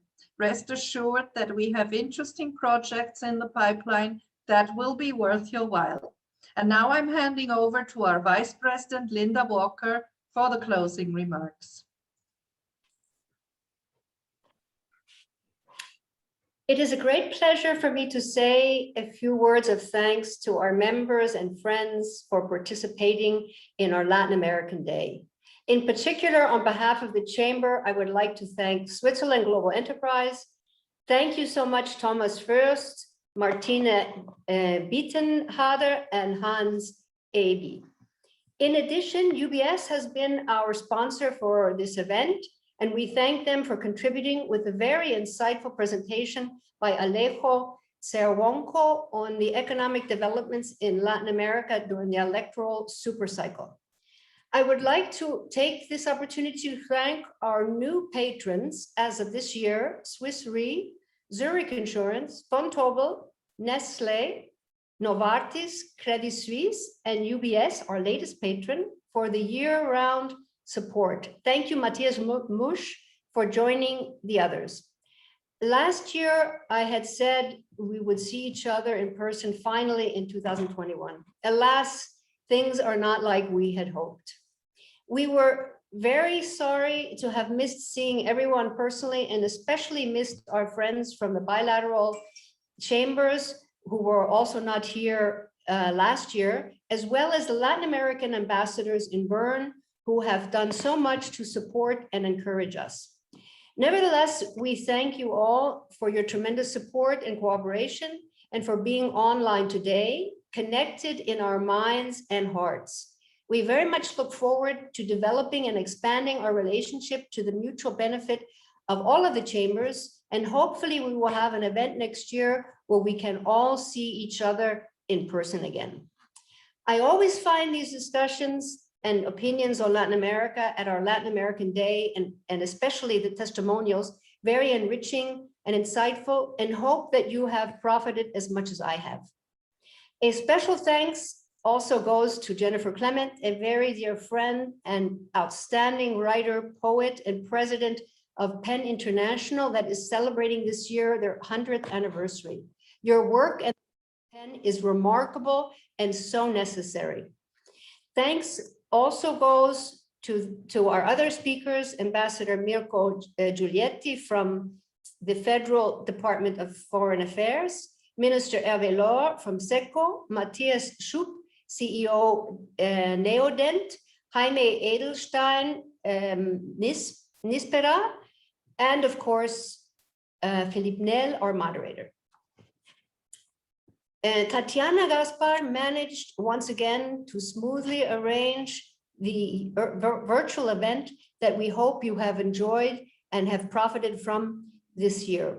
Last but not least, I would like to thank Ramon Esteve for his leadership that brought together our successful executive committee made up of Ramon, Manfred Ebling, our treasurer, Gabriela Lippeholz, vice president, Carlos Represas, Philippe Nel, honorary ambassador, and myself.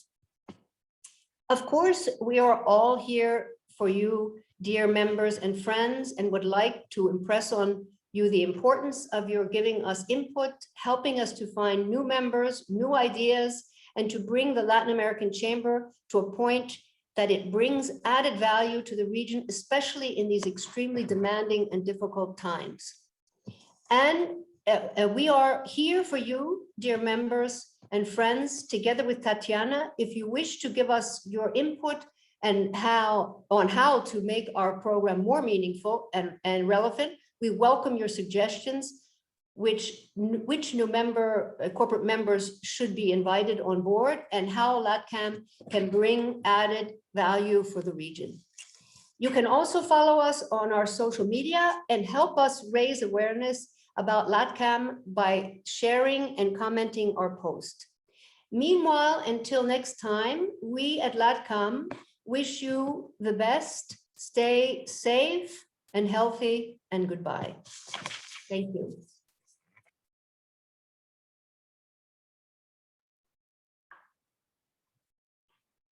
Okay. It was a little bit, at the end, it wasn't so little bit.